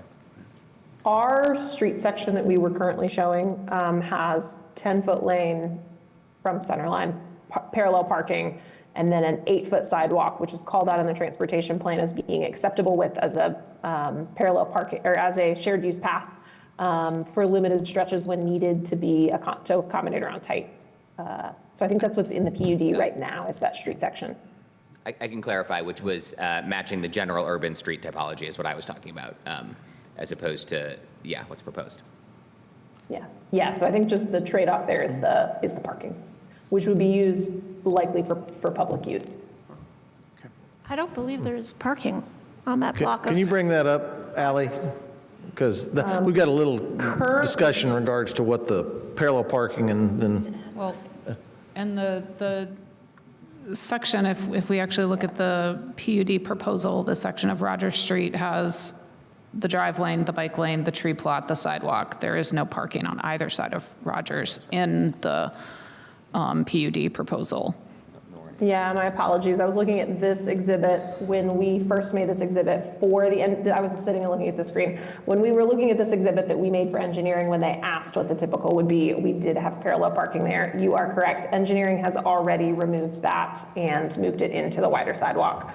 So my apologies. I was looking at the wrong slide. So just to clarify. As I said, there were a lot of calibration rounds we went through. So just to clarify, and this is reasonable condition 11, right? Is that reasonable condition 11 is 12, sorry, that reasonable condition 12 is already essentially considered. It's a 5-foot sidewalk. 5 foot, okay, so but that the effect that Ali was saying is now a moot point. Is that what I've heard?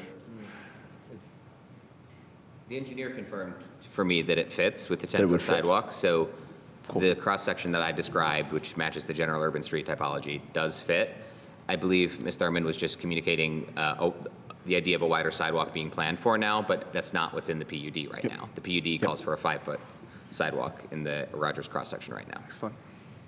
The clarification needs to be that that would be adapted into a 10-foot in that area, and it gets us close to the 714 building. Yep. But it's Got just, Okay, should we move on to permanent affordability? We are targeting 8:30 end, so let's move on to permanent affordability. Okay, so we've got 2 conditions. We already that have voted been- down 5, actually, so just 4. Oh, it's just 4, okay. I suppose we could reconsider 5, but. Well, that's fine. I appreciate that clarification. So the main condition apparently that is on the table is that would require at least 50% of Hopewell units or properties to remain permanently affordable, with affordable homes proportionate in size and bedroom mix to market rate homes and comparable in quality and appearance. Now, one question I have is, what's the income target for that affordability?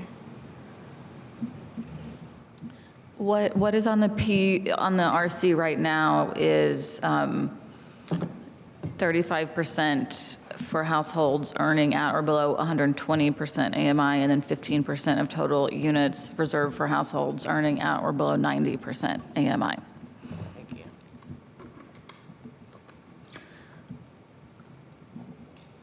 Anything else you'd like to add as the sponsor, Councilmember Strasburg? I guess something I would like to add is potentially an anchor is that this PUD is working under an older version of the UDO, and the updated version of the UDO requires a PUD to have 25% of units at 90% AMI. So for any PUD now being considered, that is what is necessary. And this does not get to that level. It only has 15% of units at the 90% AMI, and then a much more flexible 35% at 120% AMI. And I guess what I want to add about the 120 is that is pretty much the household income where people can buy on the regular market. So somebody looking at a house in this PUD can also buy a house, some homes for sale right now in Prospect Hill. Thank you. You're welcome. Councilmember Strasburg? Sure. I'll also just add, kind of philosophically, and also going back to the original PUD report with those originally, as proposed, approximately 71% of the units are affordable under 100% AMI in terms of that sheet. So we're not even asking for as much as is being presented. And I think that the key difference there is the permanent affordability piece. And for me, it's kind of philosophical of going, this is a city resource, this is a taxpayer resource. And one of the things that we've been presenting or being presented with is this idea of people being able to buy in very affordable ways and gain equity and move up the economic mobility scale. And I personally philosophically just don't think that we should use city tax dollars for that purpose. And so that's why I think that they should be permanently affordable through some kind of limited equity, something or other. That was there's several suggestions on the table or thoughts on the table about how to create this permanent affordability. And I think that that's really important to do. And I mean, if right now they're affordable, essentially they're affordable at the market rate that they would sell at simply because they're small, right? Small houses on small lots, then we should make sure that through time they continue to have that affordable mark by somehow limiting basically the inflation on these. And this is where I'm not exactly sure the mechanism to do that, but I feel like it should be possible to do that, especially through some of the limited equity kind of models that have been being talked about. So that's, I have expressed various flexibility around that 50% number in the past few weeks, but in the last couple of weeks, I'm really like, if they're market rate affordable right now, then in 10 years, they should also still be market rate affordable, and that somehow we should make sure that 10 years from now they are, that they haven't outpaced inflation, that they haven't, so that we can guarantee not just the first home buyer is getting something affordable and attainable, but the next one and the next one and the next one. Councilmember Piedmont-Smith, and then we'd love to hear from Ally. So one thing I'd like to better understand at the outset is, so the administration has said that they would do 25% of total units at permanent affordability. Would that be in addition to the naturally affordable units that are already listed, where you've committed to 50%? I know the table we have says 71%, but in the text of the ordinance, it says at least 50% of the homes would be naturally affordable to home buyers at or below 100% AMI. That's in the text of the ordinance. The 25% long-term affordable units, would that be a subset of the 50% naturally affordable? I mean, I kind of assumed that, but I just wanted to clarify. So Anna is nodding.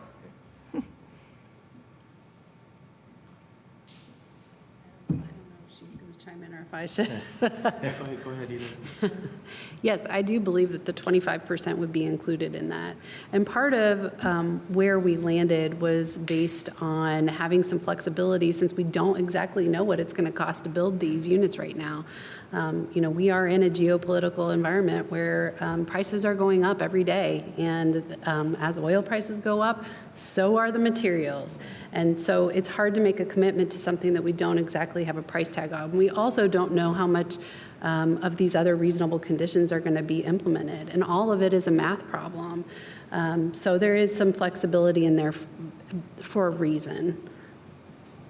Not that we don't all want as many affordable units as possible. Mm-hmm. And I think that if you also read some of the text in what we had proposed for affordability too, there was some language in there about limiting the amount of equity that somebody could earn. But I think we also have to understand that home ownership is about lifting somebody out of poverty. That is their number one source of wealth building, period. So to say that they should not ever earn equity in their home or appreciation is also a philosophical question too, because that does keep people down from economic mobility. And I'm not saying that I want somebody to profit significantly off something, but they should have some mobility. That's part of home ownership. But 100% on board with affordability in every way. Ally, I think maybe you should chime in on this. I know that there is a structured portion of our scope, which is developing the exact mechanism of that affordability with the RDC, which, we're working through PUD to know what the standards are first before we get there. But I do know that there's quite a bit of work that we are trying to maintain flexibility to be able to define that when we know how many units we have and when we know exactly what can be built and what the timeline is. I will say too, I think Anna's making a really good point that we're only limiting the amount of equity that can be gained by a homeowner in this neighborhood to our affordable buyers, which also has some tricky connotations. So we do have some larger family homes, and throughout Bloomington, and across the country, the thing we see the most built of is larger, more expensive homes. They make more money for a builder. They're easy to permit. Your neighbors get less mad. When you build them, we typically see less opposition from neighbors with, large single-family homes on a larger lot, which then is more expensive. Those homes are not capped in equity that can be gained from a homeowner. And I think there is a good argument that single-family home zoning generally has created a really tough situation for housing generally, that we are only getting more expensive houses than we can afford, and only people who can afford to buy those then get the benefit of all the equity increases. And so I do think it's a more complicated question than, do we want homes to be affordable? Obviously, we're going to great lengths to try to get as many affordable homes here as possible. Thank you so much, Commissioner Cassidy. Question, I'm just trying to separate down what we agree or have to look at is our percentage of affordability and then our permanent affordability years. Mm-hmm. I mean, from a administration and RDC, we've discussed the 25%. We all want to go more than that, without a question, as far as the affordability percentage. But to try to get something in the context of the PUD to say, meet the current UDO standard, because our current PUD says 15%, and that was just a timing issue. Yeah. So with that, I think from my standpoint, my understanding is everybody is good with at least the 25%, so we can get that. We want more, but we have to set something in the PUD that at least is an attainable basis, and then that piece of it, to make sure we get an agreement or something we can all live with, the minimum amount. We want more, never a question. And then from an affordability standpoint, that permanent affordability into a 50-year, 99-year time frame to do it, and how the equity is shared. There's basically three components: the percentage, the affordability time frame, and then how we determine anything from a shared equity on that 25% up on the affordability. I'm trying to just break it down in 3 parts so we can get a good contextual aspect of what needs to be put into the PUD ordinance. Thank you. Councilmember Piedmont-Smith. Well, I think another variable, or maybe just a different way of saying what Commissioner Cassidy was saying, is looking at the number of households we help overall with taxpayer dollars. So we can help 49 households, or we can help hundreds of households, over the next 100 years. So that's, I think, that is a persuasive argument for me, even though each of those households would have limits to the equity that they would gain, they would still all be helped by taxpayer dollars, by our investment. And that does seem, for lack of a better word, more fair to me, to spread out that benefit into future generations of homeowners, rather than just say, hey, now we have, well, I guess the way that with the 25%, we would have 24. There would be 24 households, no, 25 households, I don't know, something like that, that we would say, help just with their first purchase, and then after that, the next people who purchase that home are not going to have our assistance. So it's like, oh, you're the lucky 25, and you get to have the income limited housing, but further down the road, when you sell it, the next person, we're not helping any more people out of poverty. We're not helping any more first-time homeowners after that. Thank you. Councilmember Stassberg. I also want to say that there's this middle ground between renting and then being able to get as much equity out of your home as possible. Because when you rent, every month you're just giving money to somebody else, to another entity, to another person, and you're never going to see that again. But when you own, you are going to see that again. Even if you sell the home for the exact amount that you bought it for 4 years before, you're still going to get back essentially all of that rent money. So it is this, or all that mortgage money, there is this, it is like an intermediate step. And I'm not, of course, saying that there shouldn't be any increases on this, because of course there's natural, inflation.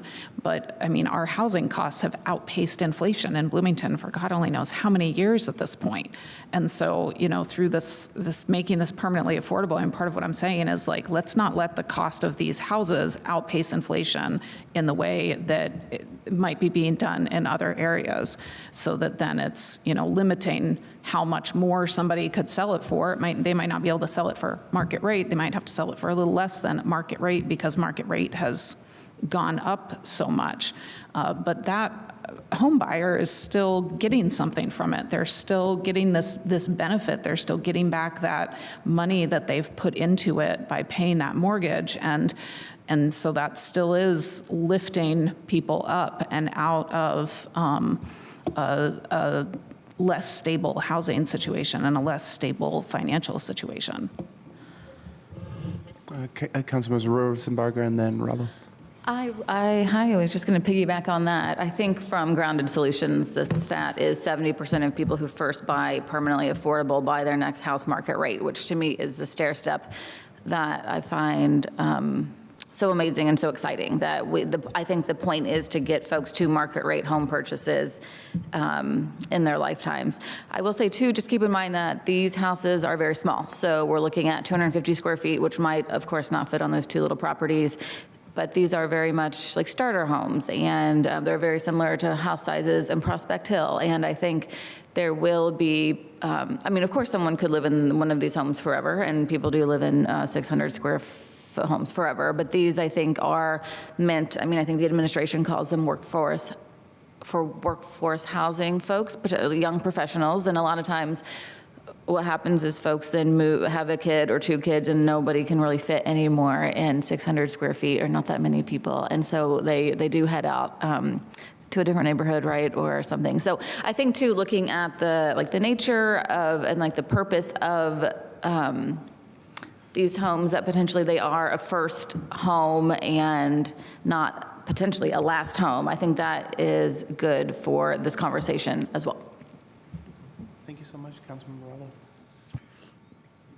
It's been a good conversation. I agree. I think Councilman Rosenberger and Stossberg put it very well, that I think that it doesn't preclude, obviously, I mean, we all want people to build equity when they purchase a home, and that can be realized on what one pays on the principal. So I think that the good way to frame it is this step between rental, where you surrender everything, to something you're building some equity, but you don't gain everything, the market value that you might have, and then as a starter home, and then that's a stair step to something else. And we ought to maximize the number of people benefiting from that. So the long-term affordability to me is very important. And if we can't do it here, where's it going to happen, right? I mean, this to me is the place to prototype this and make it work. So I'm in agreement. Okay. Awesome. I'm gonna just raise a point that I'd like to share, which is I definitely agree and sympathetic to the idea of using publicly owned land for permanent affordability. I want to just note that one way I think this may be accomplished through the Hopewell South PUD is that because of these smaller units, that's creating its own natural affordability. Again, they are lower price points. There are administrative layers to having externally non-market affordability, which I'm not advocating against. I'm just noting that there's who's going to administer it, how it's going to be monitored. It's just an extra layer that, especially if it's permanent, that needs to be sustainable over time. So on the other side of that, in terms of the market, naturally market-based, I'm just going to note that for many years, until the Great Recession, condominiums were an important source of housing affordability. People could have owner occupancy, but because of the nature of the condominium ownership and structure, tended to basically be a lower price point. And those, in most cases, were not, again, subsidized units, but they were a naturally occurring form of market-based affordability. And I'm just going to make a case for discussion that I feel that the city investing in what the Hopewell South PUD is, in the mix of housing types, especially smaller housing types that are more inclined to stay at a market rate of affordability, as folks were saying, a starter home, et cetera, just to consider that, even though, again, condominium development still is something that needs, and I'm not talking about locally, I'm just talking about like nationally, that's a need to deal with how to make that more available again as a market type. Until we get to that point, the kind of mix of housing types that are being offered in the Hopewell South PUD offer an important naturally occurring affordability that I just don't want to underestimate that, and I'm sure Ali can speak more to that too. So there's both the housing types, but even that this is meant to be a prototype, whether it's for other development in Hopewell or other options for other parts of the city, that if we can get this right and can replicate that, it's also the supply issue.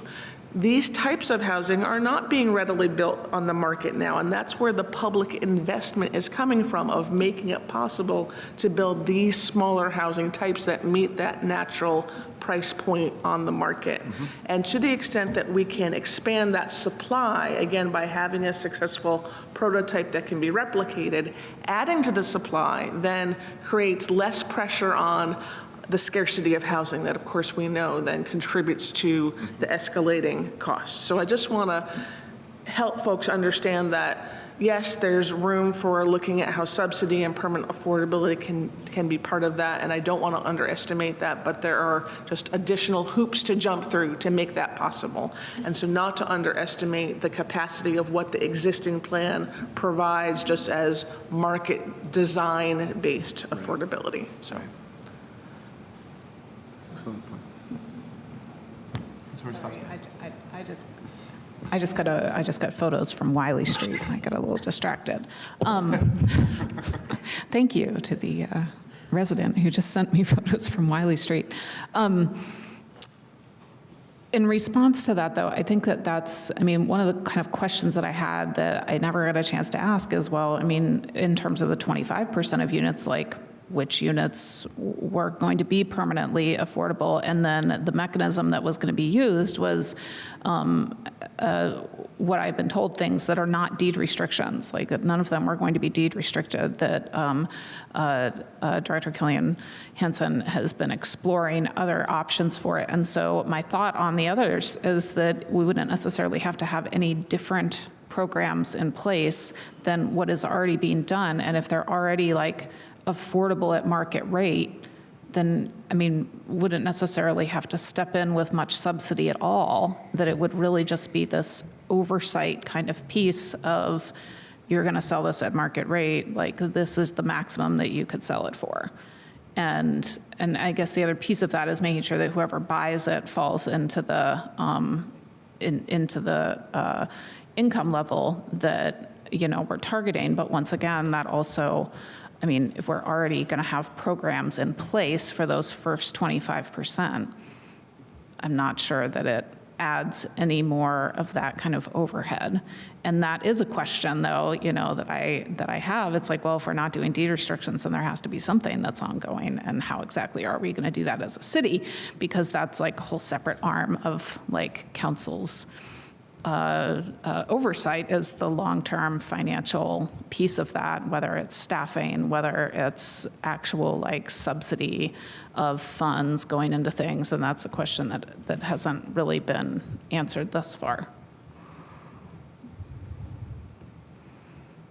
Yeah, I mean, again, I think it's a good point, but even if there's not, let's say, subsidy between, you know, kind of aiming at a certain target income and what market rate, let's just say market rate is the sustainable option for that income target. In terms of even having the oversight, you still need the compliance and monitoring part of it if that's being built into it, and that's an additional cost and layer of administration, which I'm not writing off. I'm just trying to pull that out as something that is still part of it, even if it's not an actual cash or second, soft second kind of subsidy. So, Commissioner Cassidy? Just trying to get down to where I was trying to understand where you're coming from, Isabel, because we want to make long-term affordability for multiple people, not a situation where it's one and you hit the lottery. This is a situation where percentage-wise, trying to identify, because the components I was talking about, and to Hopi's point of how that works out. Since we are dealing with the land use on the PUD at the present moment, and what we discussed is the mechanisms that have to occur. If we can agree on percentages and then either a sliding scale or the amount at 90% or 80% AMI, and then work back to how we get to that permanent affordability. I don't know if I'm making sense in regards to it, but I'm just trying to get it to that point where we know that we want consistency of long-term affordability for at least a minimum of the 25 units, whichever units they happen to be at the present moment. Natural occurring affordability based on size and construction costs, and the fact that the city has to set the example. And that's, as Councilman Rowell put it, if it doesn't happen here, where else is it going to happen? But taking that, how the conditions to get to that affordability are left after we determine the land use basis based on our 13 reasonable conditions, to be able to have that discussion, but move these others forward. Because we all want permanent affordability, we want minimum of 25%, maximum of 100%. But that UDO that based on, correct me if I'm wrong, at least 25% at 90% of AMI? That's the new. That's the new. And that's what we've had the discussion on and somewhat agreed to? No. We put in flexibility because we don't understand what the reasonable conditions that have been proposed will do to our price tags yet. And just to be very clear, it's highly unusual for us to even be targeting a price point at this point. Most builders that would come before you for a PUD for land use would not have any idea. So I think, again, based on material costs that are changing, based on what regulations you guys are going to impose, how do we get to the math problem? We don't know until you tell us what reasonable conditions you guys are going to adopt. Then we can do the math and say, okay, here's what we can actually build and for how much. Other than that's really why we put the flexibility in there. Not because we want to target 120% AMI, but because we need some flexibility to understand the math. We've talked about what the mechanism to protect that long-term affordability is. And you've heard from experts in the industry that tell you what we've experienced, which is deed restrictions don't work. They're very hard to administer, and it's hard to get a mortgage on them.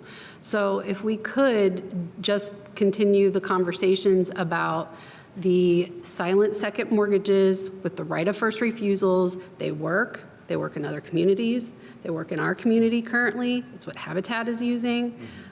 It's not unheard of. We're not just making this up. It is well known to be an option, whether it's in our UDO or not. And for ownership, this is really the avenue that we need to move towards if we want to protect affordability long term. But as far as the actual percentages, it's really hard to say, we're going to target only 90% or only 80% or only 100% when we don't know what that equation is right now. I would say all, but. So within the current reasonable condition as framed, my colleagues have given a couple of, they said, for you all to decide from a couple of different options. And I suppose, correct me if I'm wrong, Councilmember Strasburg and Councilmember Rosenbarger, that there's some combination of those would also be feasible. And so I guess the question is, are there, within the flexibility that's already built into the reasonable condition, are there tools that you don't see available to you? Because what you just described is they've already added that as one of the options. Like if deed restriction is viewed as not the best choice, then go to second mortgages or right of first refusal, right? You've all outlined exactly that in the.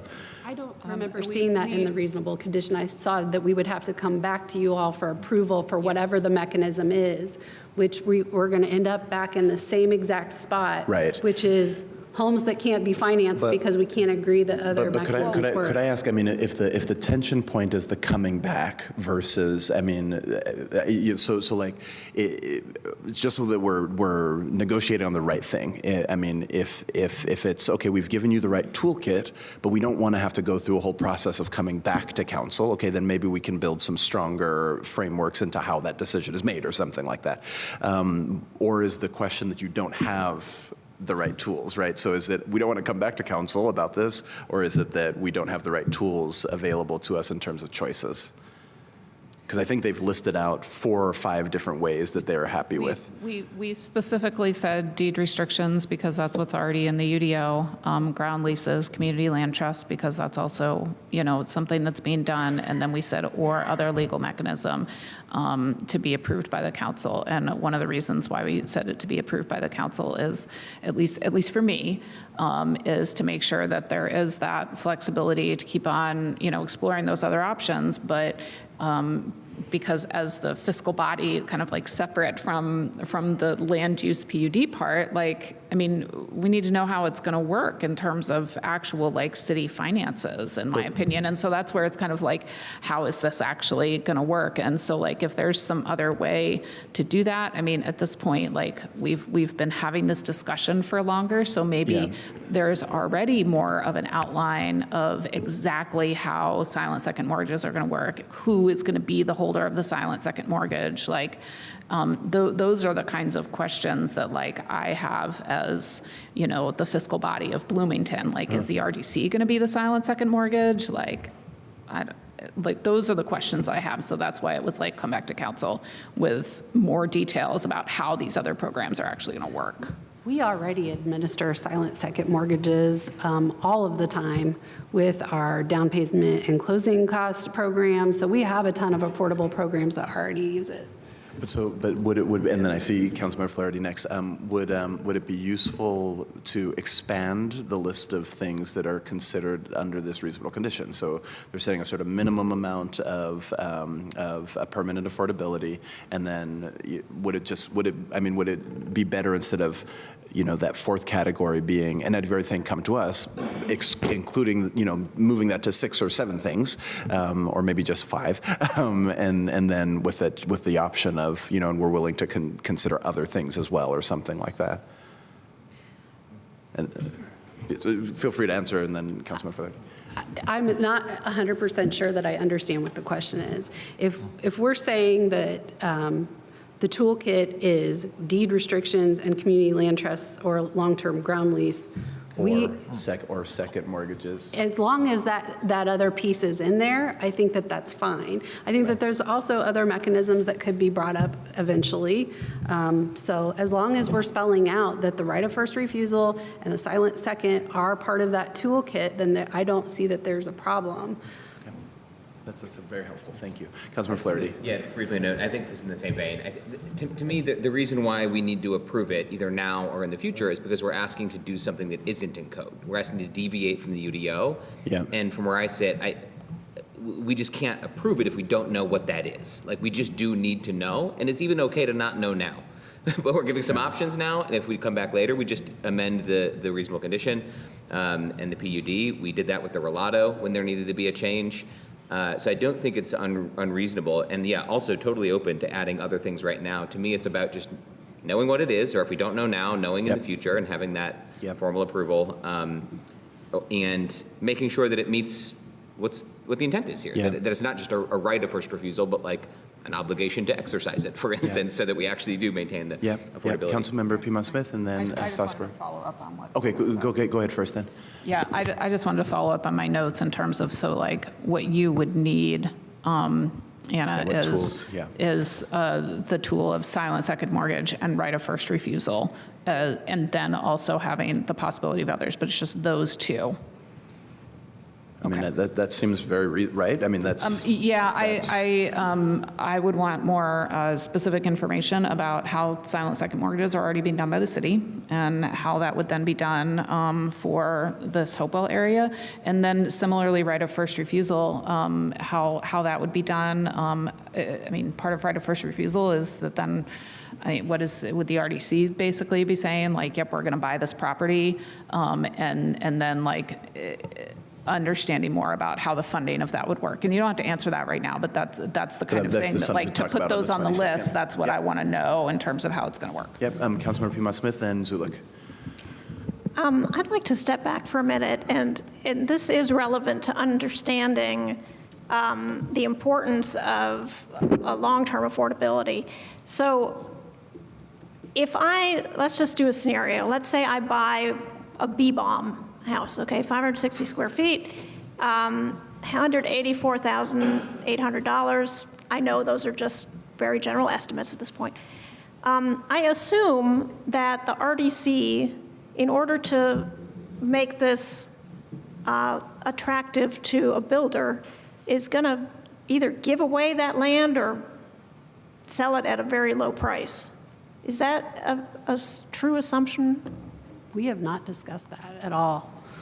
So how can how can you have any ballpark idea of the sale prices of these homes if you don't know what they're going to pay for the land? And I can probably help with that question. We've, in our internal modeling for affordability, we have assumed that we are tying land or lot price as a % of future sale price, which is really typical for the way that builders and banks and appraisers would look at that. And so the larger, more expensive homes would pay a larger dollar amount, right? We're not tying the dirt sale to a price per square foot. Because the builder is required to buy the lot and then build a specific house, we're, instead of doing a flat price per square foot for land, which is a normal way people do it sometimes, we're instead doing a different normal way, which is a capped percentage of eventual sale price as the land price.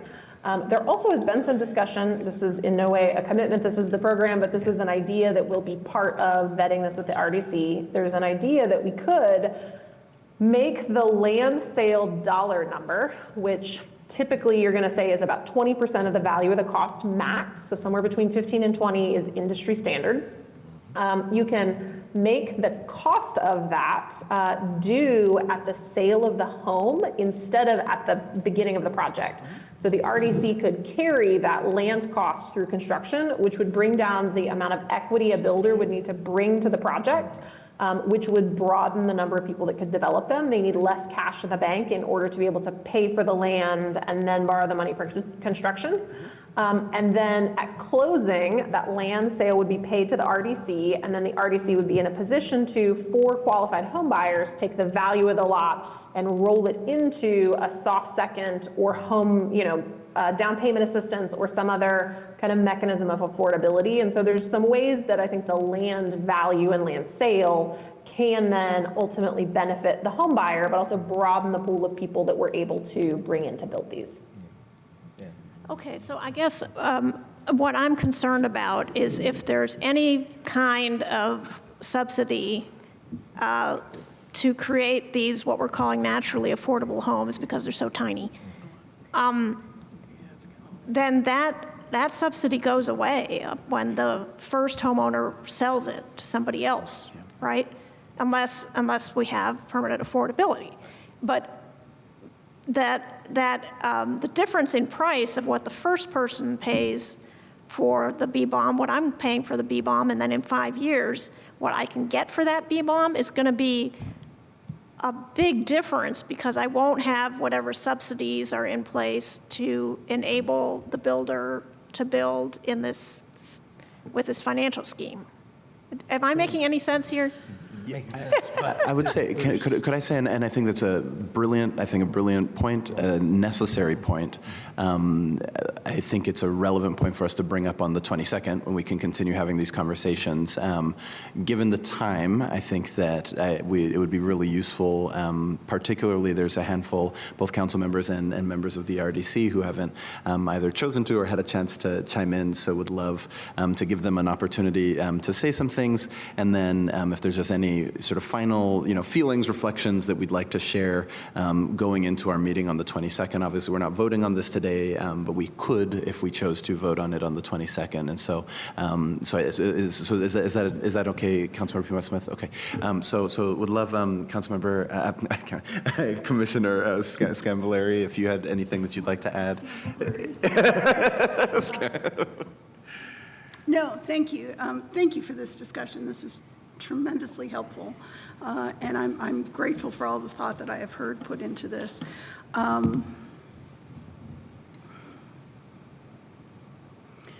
Most of the flexibility I feel around this project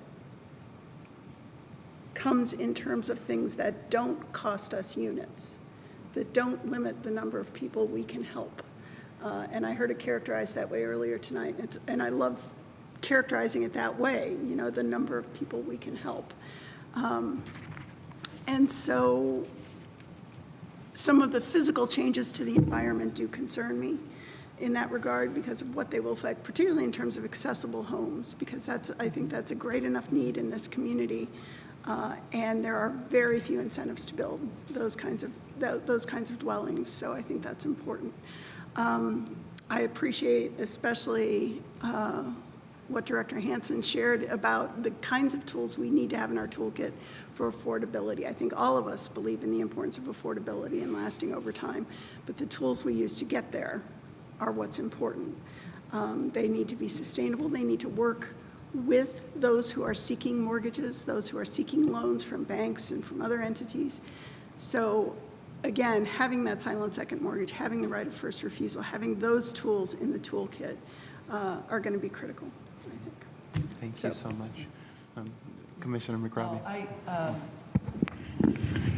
Thank you for going first, because I mean, seriously, I think you laid out a lot of my concerns as well, and I first also want to thank the council for allowing us to come together tonight to talk about this. I think that's actually really loud. Because I've learned a lot just listening to the discussion and hearing more detail on what your concerns actually are. I tend to approach these kinds of things in a more perhaps abstract way and a big picture way.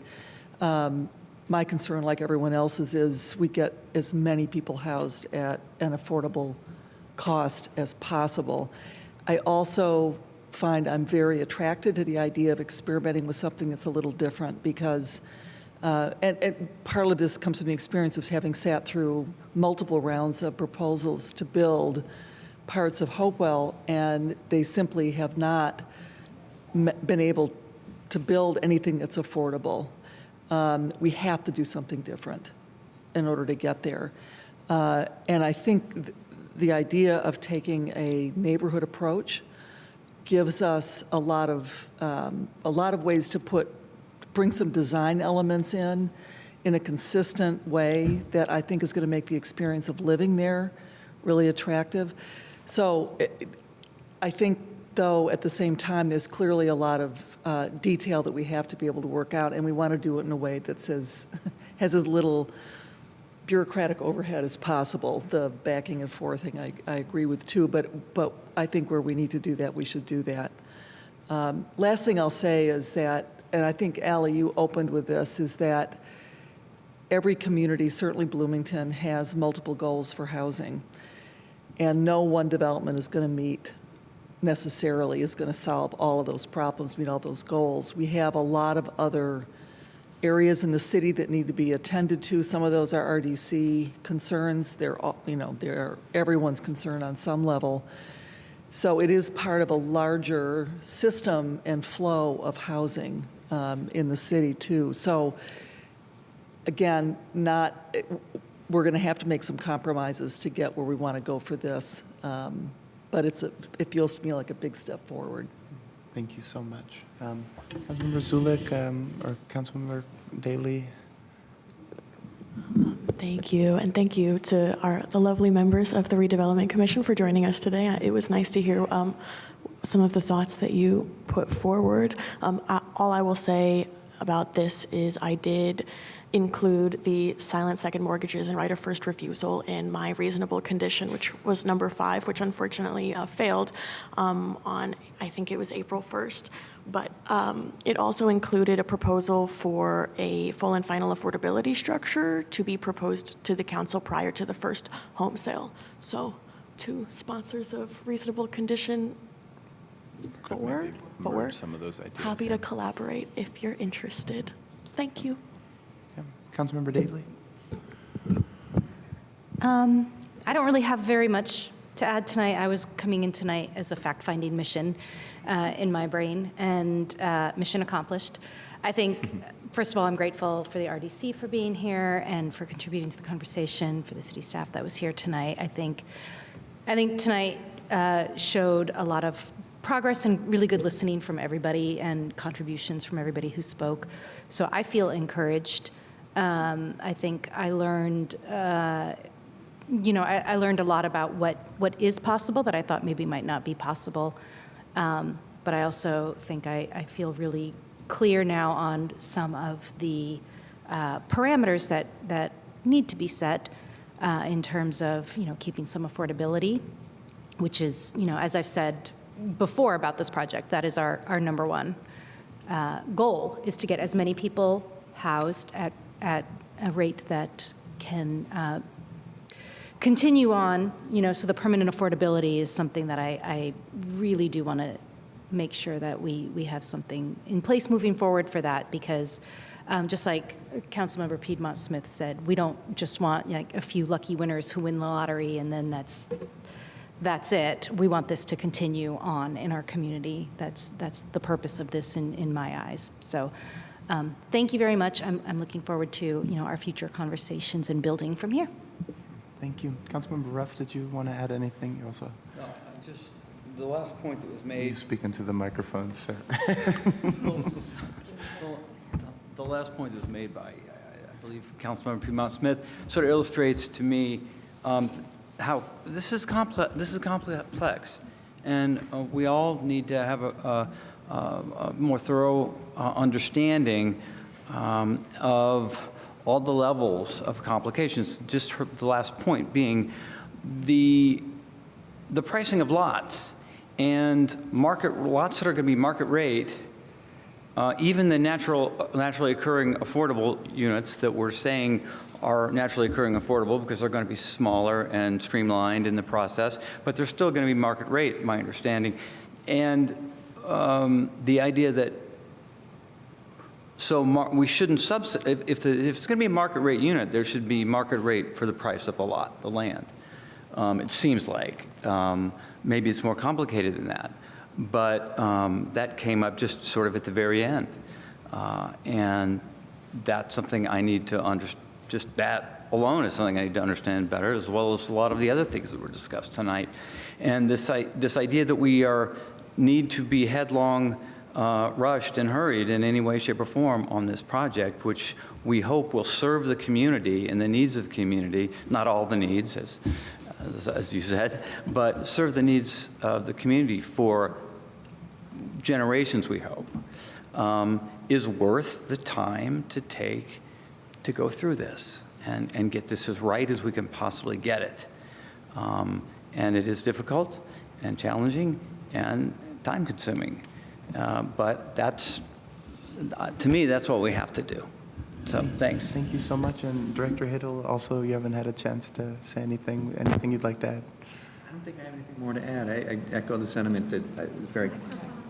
I don't have much more to add. I echo the sentiment that it's felt like very productive conversation, and I think as has been stated, good listening, which is nice. Thank you so much. Okay, you don't all have to say anything, but any final thoughts that would be additive before the 22nd from anyone? I just want to thank everybody for their communication, discussion, and dialogue so that we get to a reasonable place that moves things forward for the citizens of Bloomington, Indiana. Thank you. Thank you, Commissioner Cassidy. Very briefly, this was incredibly helpful. I am emailing all of you with an update on what I'm planning for the reasonable conditions that I have drafted 6 through 12. If you have feedback about those, please get back to me ASAP, as I'll try to get those in the packet by Friday for yes, please. Potential final action on the 22nd. So. Excellent. And even if not, if you get it on Monday, it would be useful too, but better by Friday. Any other comments as we close?